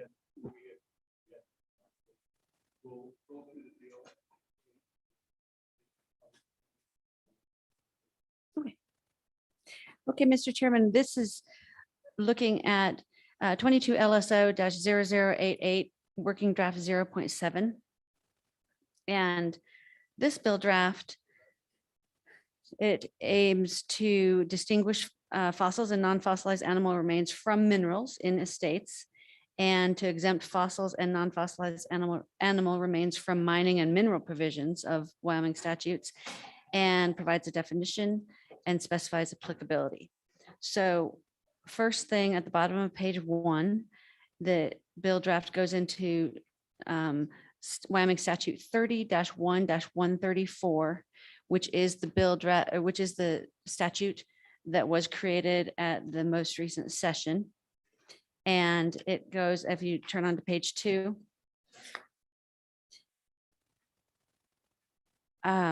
I am so sorry. That is not the statute that was created last session. This goes, 30 are the mining statutes. And this creates a new statute simply to add the cross-reference that fossils and non-fossilized animal remains, as provided in the statute that was created and it's amended subsequently, are not minerals and are exempt from provisions of that title that addresses minerals. and Mr. things. Chairman, Please. gentlemen, I'm having a hard time hearing. If we could take conversations out to the hallway, I just have a hard time hearing Heather. Thank you so much. So that is the created section of the new section in the minerals that's in the statutes that refer to mining and minerals, to say this stuff is not dealt with in this chapter. Now going on that's just a cross reference. Now in section 2, this is where the statute that was created last year is amended. So it begins with amending subsection A of the statute from last year, which specifies when used in any instrument throughout Title 34, which is a title about conveyances of land and things. So an instrument, when used throughout the statute, means some sort of written conveyance, like a deed or something. So that's what instrument is meaning here. When used in any instrument, any fossil or non-fossilized animal remains discovered in the strata below the surface lands and waters of the state is vested in the owner of the surface estate. So that's just that change at the beginning of that sentence. And striking artifact as well. Subsection B strikes artifacts. Subsection C goes in and inserts that definition for fossilized. That hasn't changed since the previous meeting when we discussed that. And Heather, we had in the original bill a definition of fossil, but not fossilized. Exactly. Yes, Mr. Chairman.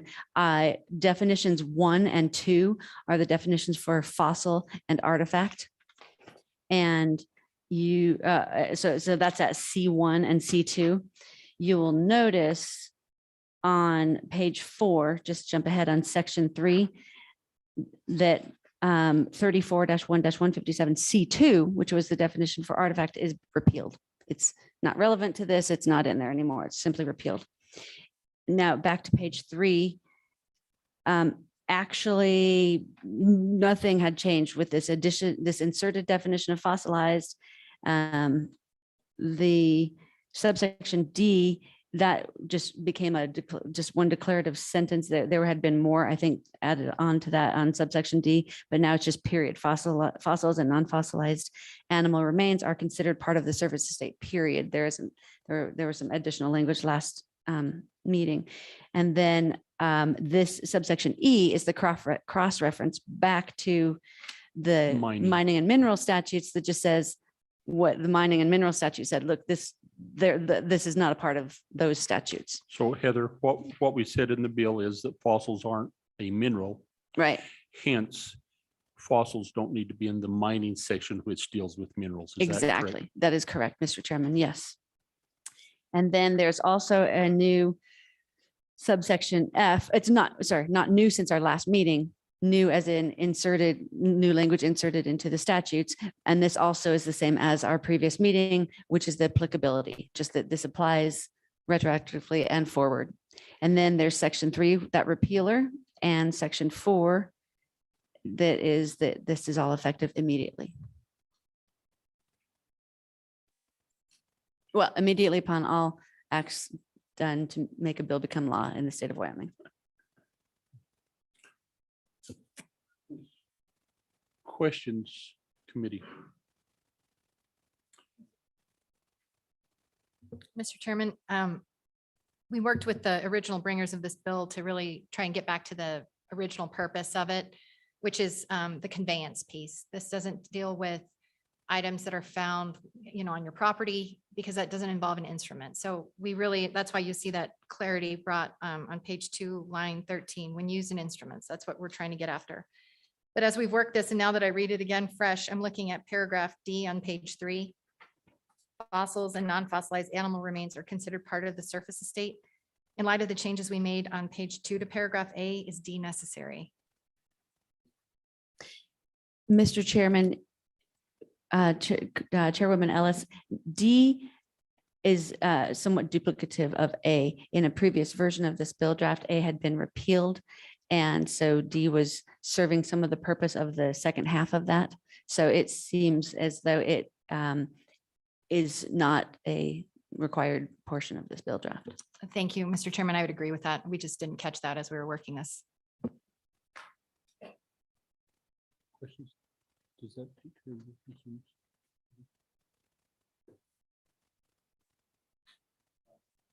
Senator Case, maybe. I'm trying. Okay. This might be weird. Of course, this is the way I roll, but on page 3, lines 10 through 14, we use the term pore space there. And we used that term previously when we talked about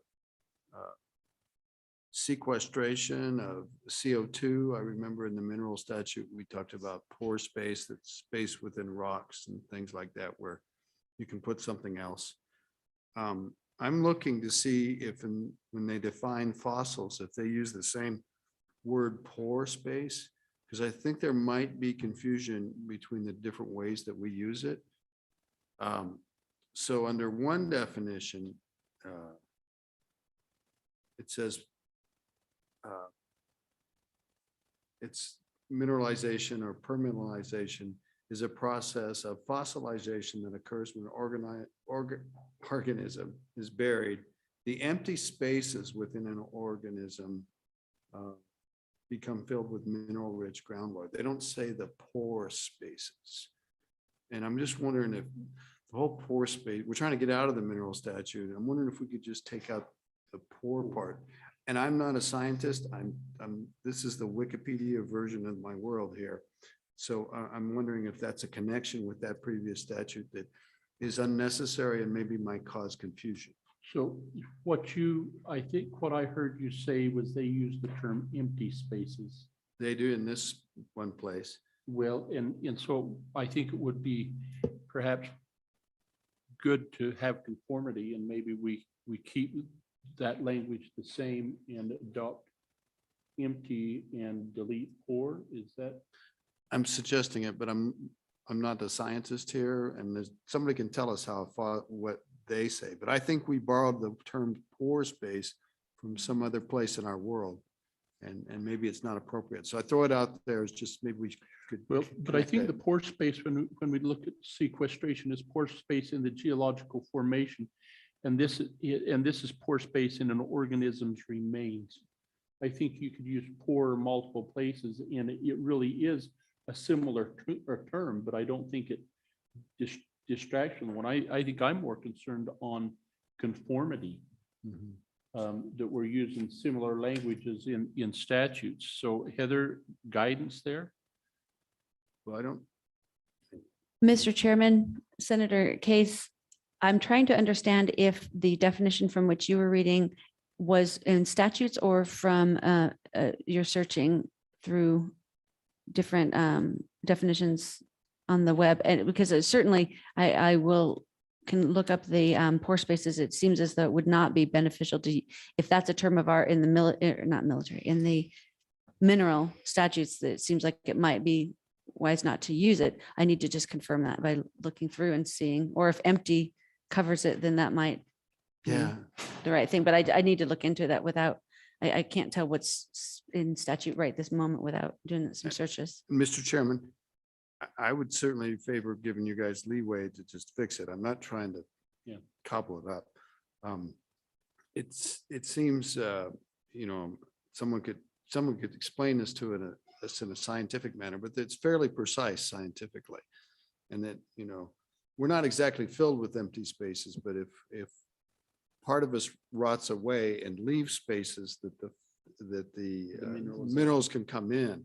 So we're not walking around with pore space necessarily, and it's not automatic. It's not necessarily tied to the same pore space. It's like in sandstone. So I just, you guys look into it and fix it. Empty is good. Look into it. Look into it. Yes, Mr. Chairman. We'll give you some flexibility there. Definitely got it. Okay. Other questions, committee?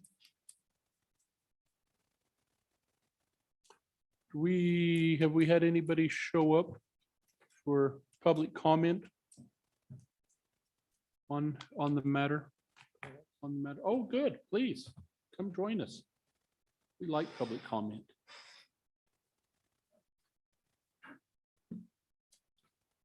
Please identify yourself for us. Hello. Hello, my name is Yufna Soldruoff. Can you hear me with my mask off? No, I can't. Okay. Either way you want. Okay, so hello, my name is Yufna Soldruoff. Thank you for giving me time, Mr. Chairman. I am the former Tribal Historic Preservation Officer for the Northern Arapaho Tribe. I worked there for most of my career. My career there was repatriations of human remains and artifacts. I went to school for a lot of what you're talking about right now. So it's really important that when I was in that capacity, that tribal consultation did take place. And I would like to be able to see this bill go to both the Eastern Shoshone and Northern Arapaho tribes, the tribal historic preservation officers, and I would like them to make sure they have comment and make sure that the language that you are proposing is consistent with what the regulations they work with every day. To be able to repatriate, to rebury, they work with mining, they do economic development every day. Those are the projects they work on, and not just on the Wind River Reservation. They work within ancestral tribes. They work in ancestral territory. They work in various areas, not just Wyoming.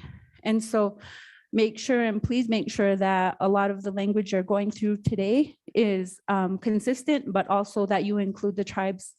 There are other tribes who do claim Wyoming, and to include them also takes a lot of resources.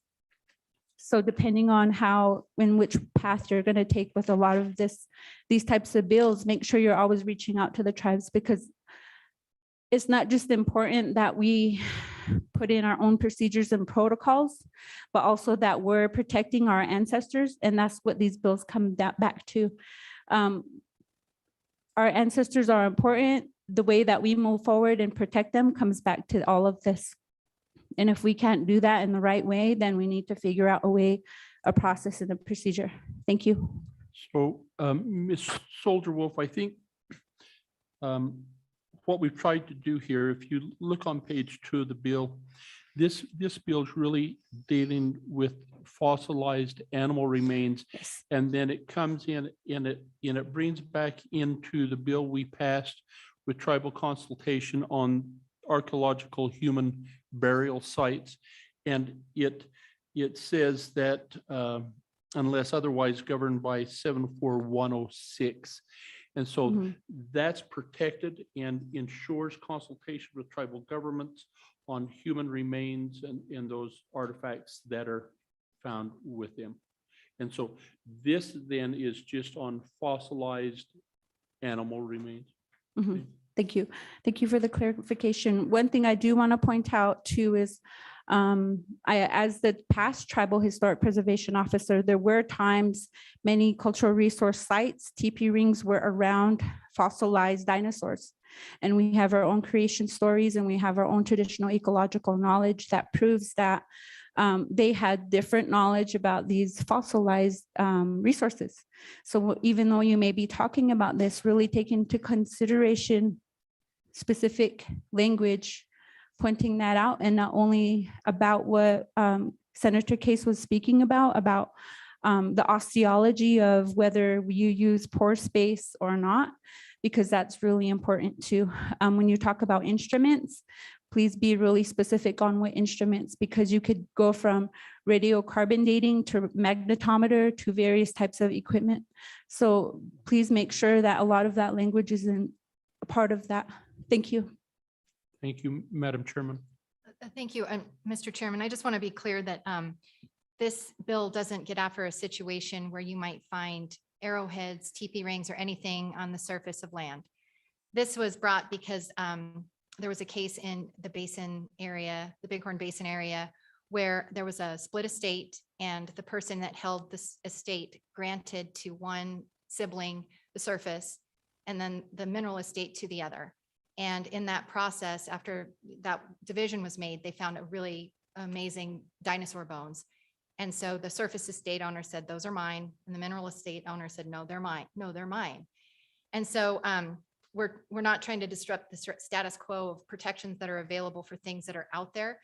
When we use this word instruments, those are any deed that conveys the land or the mineral interest.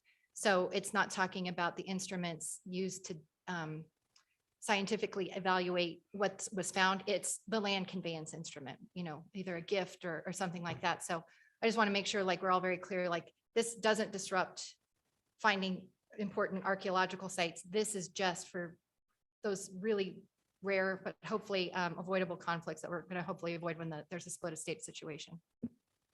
I might add so we talked about this bill at our last tribal relations and moved it forward to this one after some significant discussion, and had I believe we had representatives from Northern Arapaho Tribal Preservation Office here last time, and this bill has been up there. So I think there's been really some significant time for the tribes to review and consider the, any implications of the bill.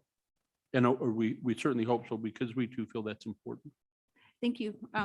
If I may, Mr. Chairman, just to talk really quick to Senator Ellis.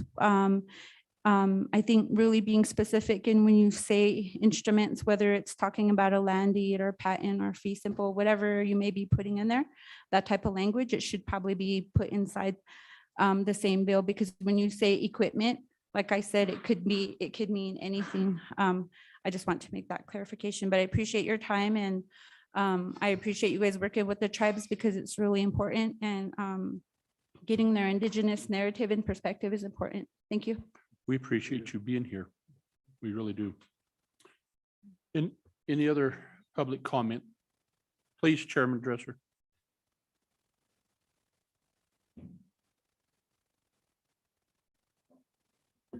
Thank you, Chairman. I just want to echo the words of Yufna Soldier Wolf.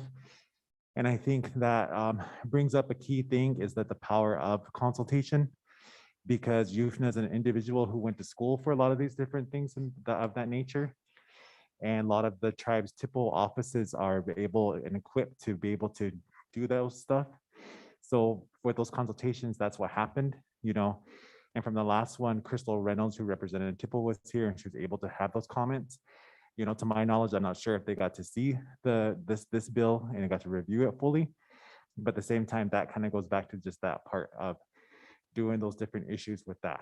Because anytime, fossils, whatnot, it's just the power of us controlling our cultural sites. Because at the same time, as tribes, we've seen time and time again where things can kind of go wrong. Case in point, last week, there's construction going on at Moccasin Lake. We're informed that, something happened, and then they contacted the tribes afterwards and wanted, hey, can you guys come monitor something? But that should have been part of the conversation from the very beginning.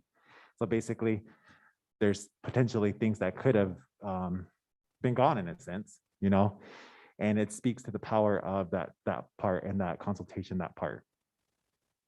And so I think that's just very key. And I think that that's something that just needs to be a part of those things. And once again, there's tribal members like Yufna and also the Eastern Shoshone tribal members who have that knowledge, who I just think would be appreciated to be a part of those conversations from the very beginning. Thank you. Mr. Chairman. Please. Mr. Chairman, I hope you grant me a slight amount of leeway. And I don't mean to cause a fight or open any worms, but have you guys heard from state parks yet at requesting consultation on the Sings Canyon master plan? Yeah, no, we're not going in. We're not I going just there, want to know Senator if they've Case. heard or No, not. no, I haven't. no, Okay. nope. Thank you.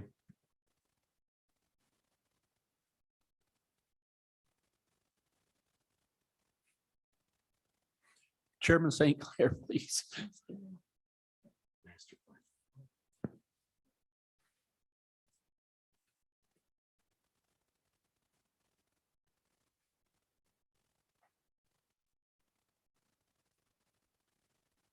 Thank you, Chairman Larson. It looks like from the red lines that some of the discussion that happened last time was taken into consideration in this bill. And it looks like it's moving forward. However, it's not one of the bills that was referred to our attorneys or legal counsels. It was overlooked or omitted somewhat for some reason. We haven't had legal research, as to the implications of what this bill really is and how that bill compares with federal law. The other thing is, there's a lot of science involved in this, and we need to have that analyzed also. We need to have our TIPO programs like Ms. Soldier Wolf and Chairman Dresser indicated to analyze the bill. So it's premature for us to really take a position at this time, but we're looking at it seriously. And if we had legal analysis on it today, we could have probably went a little further, but right now we're just looking at the bill.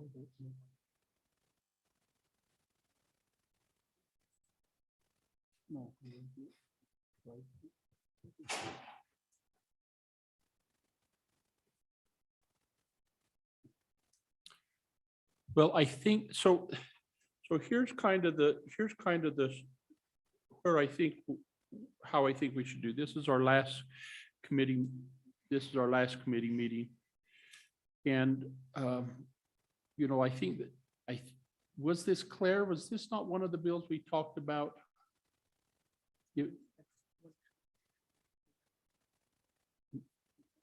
Oh, you're not, we're not talking about the same thing here, please. So when we had the intertribal discussion on bills the other day, I thought we talked about this bill.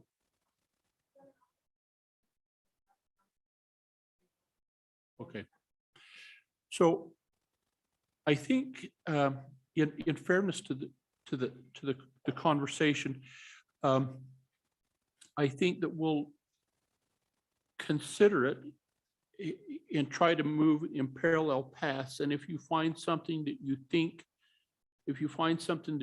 is amiss or don't like, we've got plenty of time. We don't meet until February. And this has to go to one more standing committee. That'd be yours. One more standing committee before we do this. So we have time to rectify the changes if we find something here. One of the things that would really help us is we put the agenda out, I think, far enough ahead of time and these bills out that it really helps if those are reviewed so that we can move forward with that. But is that a reasonable, Mr. Chairman, is that a reasonable approach? Yes, it is. Okay. And if we do find something, we really do. We have time to stop and check. I mean, the reason this bill is here is, again, we had inadvertently got artifacts put in on our side, and we're just trying to create. Yes. Mr. Chairman, and I just want to kind of explain, you know, a few years ago, we worked on this 74106, and that talks about anytime you find human remains, it required our SHPO to develop protocols with the tribal historic preservation offices. And it included that term artifact. And we really mirrored that to reflect the Native American Grave Protection Repatriation Act that Congress passed in the early 90s. And so we were one of the last states to do that. And so, you know, I know a lot of the committee members here are committed to, we worked with landowners who were very nervous about providing for that process, but we fought for that because we wanted to be able to protect tribal human remains and make sure that those associated funerary objects and remains were returned to the proper tribes for reburial. And so this is meant to really not at all touch that important process. We all worked really hard on that, and I don't want to see that interfered with. This was really, truly, again, there was a dinosaur found, and it was a unique circumstance where you had a landowner who had separated their surface and mineral estate, and then two siblings fighting over who had the dinosaur. One sibling said, well, they're minerals. And the other said, but it's part of the surface because they're not truly minerals meant to generate electricity or power or anything like that. So that's really the narrow focus. And the importance of this bill moving forward, I think, is to remove that term artifact because it is confusing and it made the issue bigger than it needed to be. So, you know, certainly welcome feedback. I do feel strongly we need to take out that word artifact. And if we don't act on this bill, that word artifact stuck in there, and I think it mucks up the statute a little bit. So that's the intent of it, is we certainly don't want to have any confusion when it comes to finding important objects that, you know, prior tribes of the area, including yours, have left here. That shouldn't affect this. Is the way I read this and the way we've been working on it and trying to craft it. But let's please take a look at it. Have your SHPO folks look at it, and SHPO, thank you, SHPO. Look at it, and we'll, if we need to, Ms. Johnson. Thank you, Chairman. I just want to say that I don't see any glaring legal issues with the bill. I think there's some good progress made with, especially including the term instrument to tie it to property conveyances. However, I do understand, the chairman would like our tribal archaeologist to take a closer look at the bill to see, because that's not my specialty. Have an archaeologist and make sure there's no glaring errors and give the tribe really that opportunity. So if the committee is going to move the bill forward, we'd like to be involved to continue to work on this bill and hopefully make some improvements before the session. Thank you. Good. Thank you. Well, thank you very much for No, listening to us. thank you. We'll, we try not to get out in front. Please.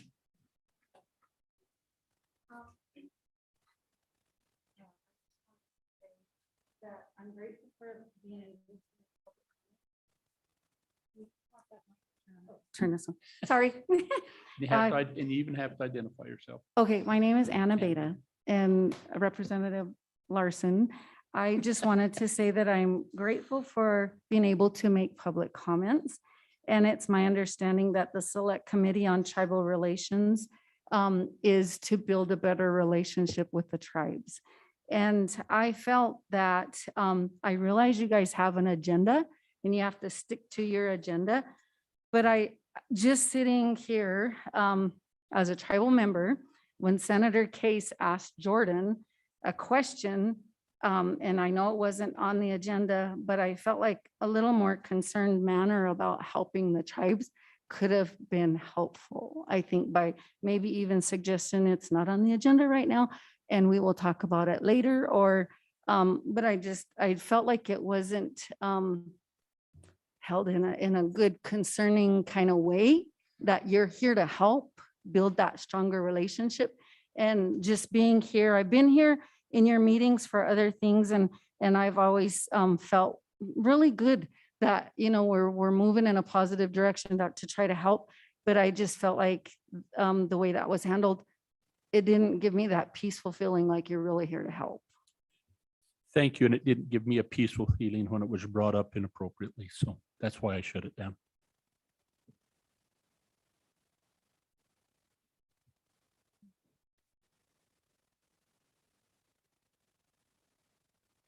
Okay, committee.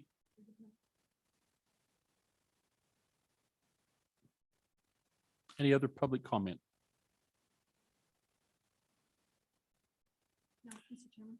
Please. I was just wanting to double check with Heather to see if she had any additional thoughts about empty space versus poor space. And then in just looking at Title 34, in this part of the section, the term instrument it's a legal term of art. And in this context, I think it's pretty clear. It's just talking about instruments that convey land, not any other scientific instruments used to analyze fossils. So Miss- I just want to make that clear. It's pretty clear. It's not in the bill because it's already covered in other areas of the law. Mr. Chairman, Madam Chairwoman, this is regarding the conveyance question, or sorry, regarding the instrument question. It was something that we had discussed as saying when used in any conveyance instrument. However, elsewhere in this particular title, Title 34, it typically always says instrument. However, if that is an amendment that maybe granted that could be one, but an instrument is used throughout Title 34 as just instrument because it is the types of instruments as far as to convey land. And as far as on page 3 regarding pore spaces, there are pore spaces referred to most typically in statute that I've seen so far regarding the minerals. It appears to be correct that biologically, not from a mineral standpoint or geological standpoint, but biologically that the pore space is also pores that it left behind from organic tissues. But it seems as though it might be minerals are deposited in the pore spaces left from organic tissues, or something like that could be a clarification that to distinguish this pore space from other pore space, that term that is used throughout statute, because it's typically it typically is used even in the strata, which this even refers to as from a mineral context. So I think that some clarification may be warranted. Because pores in this instance are, like I said, pores from organic tissues that end up being filled with the minerals. And Mr. Chairman, Please. slightly tagging on that, I've been also reading about fossil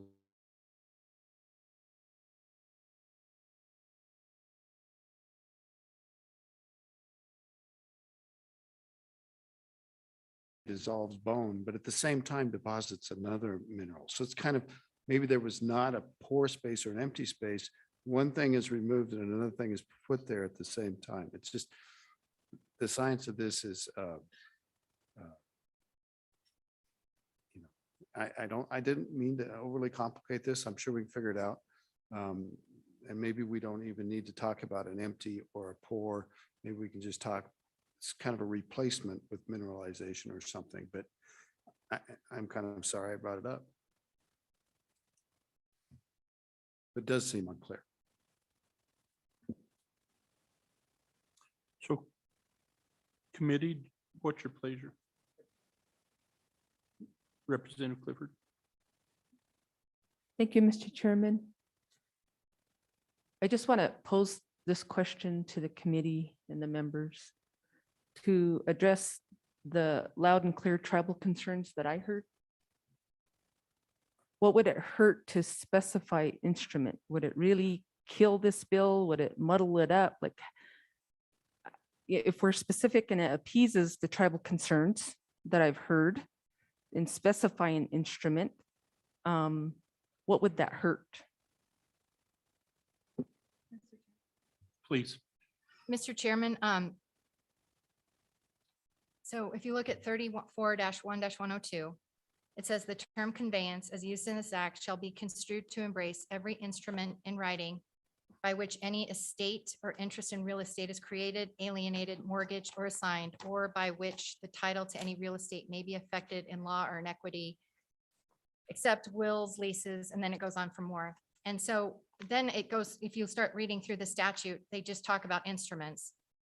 And it says conveyance here made by an instrument, in which an instrument containing the power. I mean, throughout the statute, it says instrument. And so I think the concern from a legal standpoint is if you say instrument of conveyance, you're introducing new language that a court might interpret to say, wait a minute, is an instrument different than an instrument of conveyance? And so that's why when we use these statutes, that's why we try and seek that consistency, so that if for some reasons people want to, again, have costly litigation, that would be an argument I would make, right? This is vague. What is an instrument versus an instrument of conveyance? And so that's the reason I think that there's a desire for that consistency in here. Hello. Please. Does it have to be termed instrument of conveyance? Can we just specify specifically what it is or what it's not? That's my question. And if so, would that still hurt the bill to appease the tribal concerns that I've heard today? Thank you. Well, I think, so what is the suggested language? I think what we've heard here is that in property laws, instrument is a term that is used throughout this section that applies to the mechanism they use to transfer ownership, right?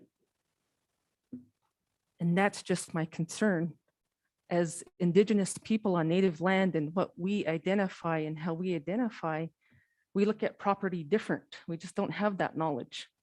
So that's why we have the federal laws that help us with our artifacts and our remains that get, exploited and have gone exploited. And so, yes, you're talking in a perspective that's just not non-Indigenous. And I'm talking to appease the Indigenous perspective of the Eastern Shoshone, Northern Arapaho concerns that I heard today. This is what I'm talking about. And then I'm just going to throw this out there. It's what the former director of TIPO said is, we're talking about fossilized remains, and we're talking about conveyance, we're talking about property rights, whatever. But she just now threw a concern out for me. When you find fossilized remains, there's usually might be artifacts or remains because of our Indigenous knowledge and stuff. So is there going to be human remains and artifacts there? And obviously you heard from Chairman Dresser that people are not being truthful and following this law, archaeological burials law that got passed. They're doing it after the fact. And so those are the tribal concerns that I'm hearing. I know this intent of this bill was fossilized. It was just conveyance, mineral owners, surface owners, because the fossil was found. I get that. But we muddied it, like you said, Chairman, is when we included artifacts in there. And these are very grave concerns. And so my other concern is fossilized. Are we gonna find archaeological human remains close to fossils? And right now, yeah, we have a law, but is it being enforced? Is it being properly followed? That's my question. So again, if we define it in a specific way that addresses the tribal concerns without muddying the waters legally, can we do that? That's all I'm asking. I think it does muddy the waters because I think it's Chairman Ellis. So I think it does muddy the waters because as Chairman Ellis pointed out, if you then use a different term for conveyance than is in the rest of the statutes, that nonconformity then just opens the door for more litigation. Chairman, I agree. And again, this gets back to the concern is before this even bill got passed last session, there should have been tribal consultation. I hear that loud and clear. Before the last session, when this was going into interim and it went through committees, tribal consultation, we have to be privy as a committee. True tribal consultation, anything to do with this needs to occur. I'm sorry, it just does. Well, it does. And that's why we're in this pickle right now. Again, coming back to it. I think that there's another component of that there's no problem with tribal consultation, but we all have a responsibility to be investigating and looking at proposed legislation. If I have a personal bill, I don't know who all is going to be impacted, and I don't reach out to each and every one of them. Likewise, we as legislators have 300 bills and we look at them and see what the deal is. I think that we've seen last year a number of bills that were that the Northern Arapaho tribe had concerns with because they had investigated and we didn't take the bills to them. They investigated them and brought those concerns to us. And so I think that that's important. That's an important part of this process is we all have a responsibility to look at the bills and see how they impact us individually, impact us religiously, impact us culturally, and impact us if you're a member of the tribe as tribal members. And so the fact that this bill that TRW didn't present this bill for consultation to both tribes, this bill has been out there for 2 years now, and there's been ample opportunity for review. Okay. Thank you for that. And I agree, to a point. Okay. But we chose to be on here, really. We kind of have a say, and it's not given on what committees we want to serve on. But as an Indigenous person of TRW, I mean, that should be the first thing that should probably come to mind is tribal consultation. And my tribal leaders are spread thin. They got a lot of issues to worry about, Chairman, and I get that. But just what you did to the tribal member that just got up to speak and because you disagreed with a colleague on here and she explained the wrath, and I just think you were very dismissive with that as well. And so a lot of people don't feel comfortable. They don't feel comfortable. And so we as on Tribal Relations Committee, serving on this committee, have to do our due diligence too. And we can't just excuse and say, you guys need to look at everything. We're on tribal relations. It's so important. Representative Blackman.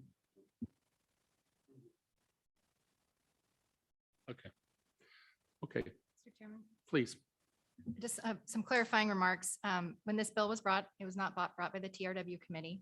It was brought by Senator Cost, who represents the Bighorn Basin.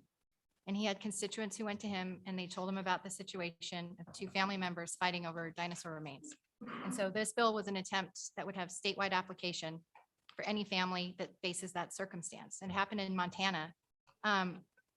So I just wanted to make that clear. That's where this bill came from. And we're trying to improve on it. We're trying to make it better. We recognize the value of tribal artifacts and tribal human remains and Indian people's human remains. And so we've said it in here twice. This does not touch 74106. That's that process. And that's an important one. And I'll fight for that one every day. But this just comes into those, again, that's why we have that language when used in any instrument in lines A and B on page 2 is those, it's trying to narrow it so that we're not at all infringing on things that might be discovered that have important tribal value on other people's private property. That's a totally separate concept that's not addressed in this bill. And so that's what I'm struggling with is, we can look at, I'm happy, and if this advances out of the committee today, I think we really did a good job on page 2 in adding that clarifying language. We omitted a definition of fossilized. And I think to the layperson, when I read buried in accumulated sediment, that makes sense to me. Preserved in ice or amber, that makes sense to me. But I know our LSO office worked on this paragraph C and involved people who have expertise in the mineral statutes. And I think this was a good faith attempt to really clarify what we're trying to get after. But could this use some work? Absolutely. And so, so if this bill advances and we need to make some adjustments to that paragraph C to make it clearer, I think that's a reasonable ask. But we don't meet indefinitely. This is our last meeting. I think it is important to remove the word artifact. If we do nothing today, artifact stays in there. And I think that's the concern, is if we do nothing, we're trying to respond to a concern we heard from the tribes. And so that's the conundrum I face myself under. We hear you, we're trying to work on it. And I'm trying. That's all I can tell you is I'm doing my best, and I'm bringing my best legal mind to this bill. Reached out to the original co-sponsors. We've met, we've talked, I've asked LSO questions. I've given this as much as I can, and I'm trying. And I just want the record to reflect that. Please.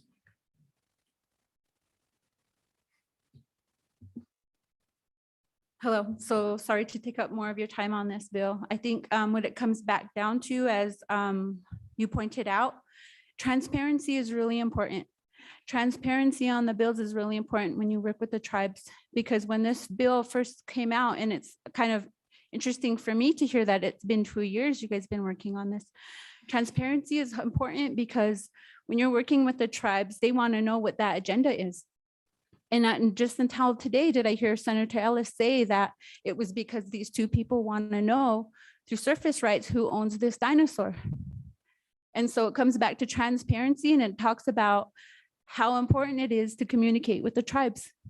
Many times I've worked through tribal consultation and people are like, why aren't you understanding this? Well, why couldn't we have gotten the information beforehand? And so when you talk about this, and you talk about this bill, make sure transparency is there, and that agenda move, and asking, everybody was asking me, why do you think they're doing this bill? I have no idea. Why couldn't they ask? So transparency is really important when you're coming up with a bill and you're dealing with the tribes, because for so long, we have distrusted the government for so long, and they've taken and exploited so much of our resources that transparency is important. Thank you. Thank you. Okay, committee. Oh, I'm sorry.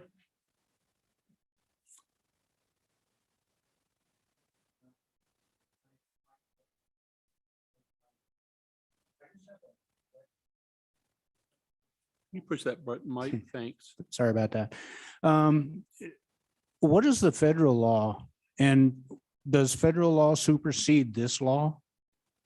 Because I mean, what my question is like, we have an Indian Freedom of Religion Act, and that gives us access to all of the things that we needed for our religion, because I heard you say it was a religious deal. And so I was just wondering about how federal law, if it supersedes state law, or how are we in that area? Yep. Thank you, Mr. Chairman. At the federal level in the early 90s, Congress passed the Native American Graves Protection and Repatriation Act. And that said, anytime you find human remains that have Native ancestry, including the funerary objects associated with it, on federal land, then that requires repatriation to tribes in that area. it was a huge victory for Indian country in the early 90s. Right. But the loophole in it, or the problem with it, it was that only applied to remains found on federal land. Right. So since then, other states have adopted laws that they state NAGPRA laws, for a better term. Wyoming was one of the last states to actually work on this. And a few years ago, we wrote a law that very much mimicked what the federal requirements and protocols are. And in doing that, you know I drove up to the Frank Wise building. Senator Case, Senator Larson was there. This was before Representative Clifford had been elected. We sat down with the TIPOs and we said, how do we make this work? When we find human remains, what should be the protocol? And so we recognized that Wyoming was home to lots of different tribes. But both of our tribal TIPOs were so wonderful in saying, if you find human remains out there on private or state-owned land, we're going to send a TIPO there and they're going to be there fast to protect the remains, make sure that they're not subject to the elements or any robbery, for example. And so once those remains would be protected, then a protocol would kick in to see if those remains were either of Eastern Shoshone or Northern Arapaho descent or to some other tribe. And then we would reach out to Lakota, Crow, other tribes in the area to see if actually those remains are more properly relocated and repatriate them to their proper tribes. And so that's the state process we adopted a couple of years ago. So this is trying to stay away from all of that because we recognize the importance of that. Federal law does not necessarily have any laws governing surface and mineral estates in this way. So the first case that we became aware of with the dinosaurs, and they're very, very valuable, was the fight between private landowners who shared or who either had the surface or the mineral. So when I read this and when I heard about this issue from Senator Cost, quite frankly, I didn't see how, if you have two siblings fighting over dinosaurs that was found on their family's ranch, how tribal consultation needed to be involved in that. And so again, that's why we're trying to really limit this down to those fights between people that share the same land that have the surface and the mineral. Unless that occurs on the reservation, that's a wholly different subject, right? Because your lands are held in trust. It's different. I don't think that this probably applies on the reservation, quite honestly. So that's, again, it's just for those instruments of conveyance. It has nothing to do with if you find arrowheads on land, who do they belong to? That's dealt with separately. Well, what about when it's found on state land? Because you're talking federal and you're talking private, but now what happens when it's on state land? On that point, I don't know, but Mr. Chairman, that's not addressed in this bill. Okay. Thank This you. is dealing with private lands. Okay, thank you.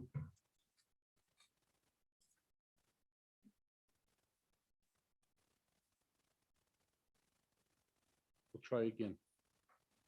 Committee, do you have a pleasure? Do we have a pleasure? Move the bill. Do I have a second? Second. Moved by Blackburn, seconded by Ellis. No, let's go through the bill. Let's just thumb through that really quick in case there are some amendments that you'd like to feel like we need to take care of based on today's discussion. Anything on page 1? Let's go to page 2. Page 2 is important because it refers back to the human remains that we talked about. And it has the instrument. Page 3. Please. Mr. Chairman, I move that on page 3, lines 16 through 17, we strike that sentence after we had reworked paragraph A to make it clear that fossils or non-fossilized animal remains are part of the surface estate. This was a reinsertion of that language we thought was important, and so D has become redundant. Is there a second? Second? Any discussion? Question? All those in favor of removing line 16 and 17? Say aye. Aye. Those opposed? Anything else on page 3? Senator Case? Mr. Chairman,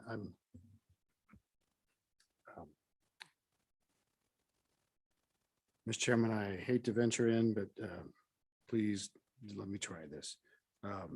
So how about we change lines 10 through 14 to say something like, excuse me, sound like Charlie Scott. He always coughs before he talks, Replacement by minerals or alteration by chemical processes such as permineralization in which minerals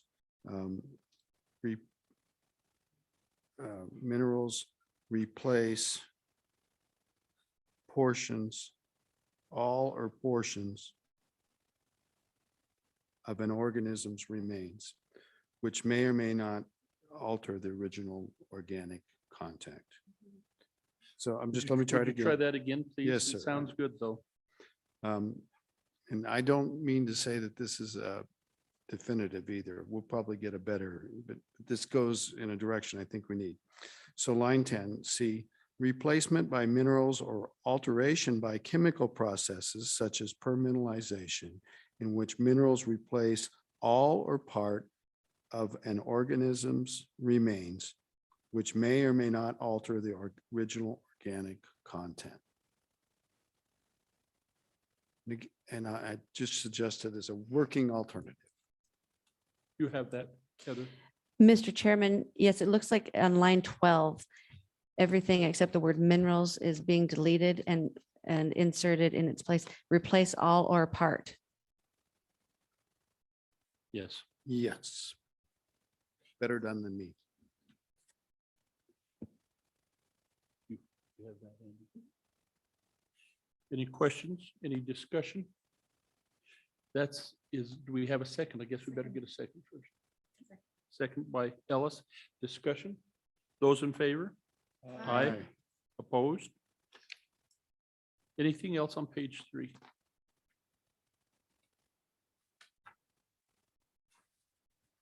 Anything on page 4? Okay, Mr. Chairman, before we vote, please. It keeps moving my target. Mr. Chairman, I'm very sensitive to the discussions we've had today in all directions and at all levels. So this is another one of those bills that for me, I'm happy to move it forward today because we don't have another meeting and it needs to get in the session. But I will, if there's a hidden problem discovered by our friends from either tribe or either SHPO office, be happy to withdraw my support. And this is the kind of bill that if there's a lot of, it's a budget session, takes 2/3 votes. So it's pretty easy to kill a bill. And I think this is going to be okay. I'm much more comfortable with this bill than when I first started, but I make that commitment to my friends here. And I would just echo that as the committee as a whole. If Councilman Ute, if as you guys review it and if we, Travis, you guys, Ms. Johnson, if you find something there, let us know. And it may be something as easy as an amendment that we still have time to do that after we pass the bill. Or if you just hate it, there it'll be. So we will move that. So with that question being called, I believe this is a roll call vote, is it not, Heather? This is a roll call vote on Bill Draft 22 LSO 0088 version 7, fossils distinguished from minerals. Senator Case. Senator Salazar. Representative Blackburn. Representative Clifford. Aye. Co-Chairman Ellis. Aye. Co-Chairman Larson. Aye. We have 6 ayes, Chairman. Okay, and so then we'll probably send this to your committee. We'll probably look to having this, try to work it through TRW standing committee. Mr. Chairman, are you saying that this will be a Senate file? That is exactly what I'm saying. Oh, yes, we can introduce it as a Senate file and then I'm asked leadership to, they can refer it to wherever they want, but it would be illogical to go to TRW. Yeah, Senate file. It's important as we kind of come to the end of today's discussion to remind that we've got 2 bills tomorrow. One on the Business Council changes that we're making to make it easier or more clear that tribes can participate in those programs. And then the one where we looked at all the statutes and corrected the language in and referring to any tribal reference. And so please, if we've got concerns on that, please be here tomorrow and help us walk through those as well. We don't want to miss that opportunity. So then Heather, would you just kind of bring us up to speed on the assignments we passed on today? I think we have a letter or two.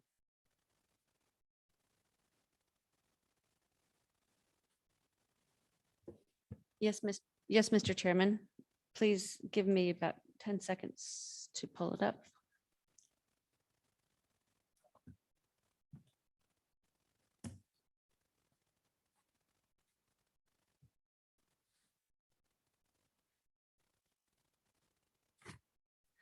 Okay, Mr. Chairman.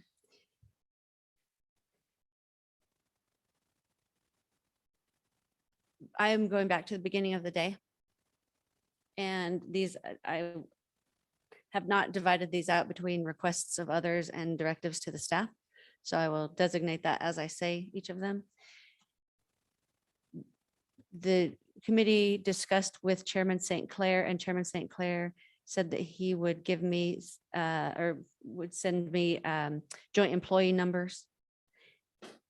And also a letter that they sent to Secretary Howland. I'm not sure I have her title correctly, and I do apologize. I think it's Secretary, no, Administrator Howland. And that's so that we could then craft a letter to Secretary Holland in support of funding for the joint tribal ARPA funding for the joint tribal programs. Yes, Mr. Chairman. Okay. And the additionally, Chairman St. Clair also intends to help provide additional instances where there has been denial of recognition of joint government and programs. And then the directive on our part is there was some discussion of it being a resolution. And is that not to be the case? Letter. Okay, so it's a letter, and the letter is to Secretary Howland and the Wyoming delegation about these instances. Mr. Chairman, Please. and I think the motion was really that the chairs have leeway to do additional letters in consultation with tribal governments. That would be helpful. The gist of it is To give us the ability. absolutely. Yeah. Mr. Chairman, regarding this recognition, correct? Right. Recognition of joint programs and governing things that are not recognized or funded. Okay. And Mr. Chairman, another directive is, okay. Chairman Dresser indicated that, we had indicated that I should get help from Chairman Dresser on a prohibition on expansion. Sorry, this is the bill draft. That there's also that not a bill draft. I'm sorry, that this is the discussion on the gambling and the prohibition and creating some sort of prohibition, for example, on the expansion of the skilled games. And that this most likely, I don't think is a directive to me, but please correct me if that is not the case, because I have a note here that says probably through Chairwoman Ellis's committee. So maybe it is a directive to draft a bill for her committee. I'm unclear on that. No, it is not. Okay, so it's to get information on that. So perhaps that's just to provide the committee. And then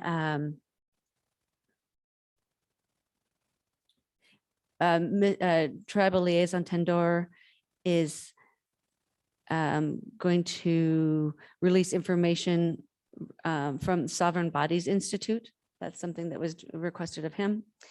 And then the committee also requested of Chairman St. Clair to be kept in the loop regarding the development of their environmental commission. And the committee requested of Councilman Ute to please let the committee know cases where cooperation is lacking. As far, this was in the context of the Garnishment. garnishments of wages. Yes, thank you. And then it was asked of Mr. Ortiz that of what are some of the annual joint funding needs as far as with respect to waste disposal. And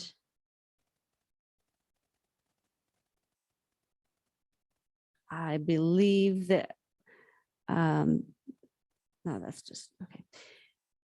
There is going, Ms. Chambers and the folks who were sitting at the table with her are going to get additional homicide and other info, a lot of data to me and then to the committee. Then there also is another letter to Secretary Holland regarding law enforcement numbers on the Wind River Reservation. And based on some of the information that that committee or those other folks give to us. And that looks like there is also a letter to the water board, the tribal water board, requesting information about the WIN Act and some of the things that we had discussed before about this committee has been following the efforts to improve the infrastructure on the reservation and what are some of the projects and planned and completed that and they have moved forward with that or projects or equipment or things that have been that this has benefited some of the WIN Act. And then also to have the water board present on tribal water law at the next meeting. And there were several questions specifically about that to educate the committee on that. And Mr. Chairman, and then the committee has voted to sponsor this bill. But so there were several letters there and some information to follow up on to go ahead and forward to the committee.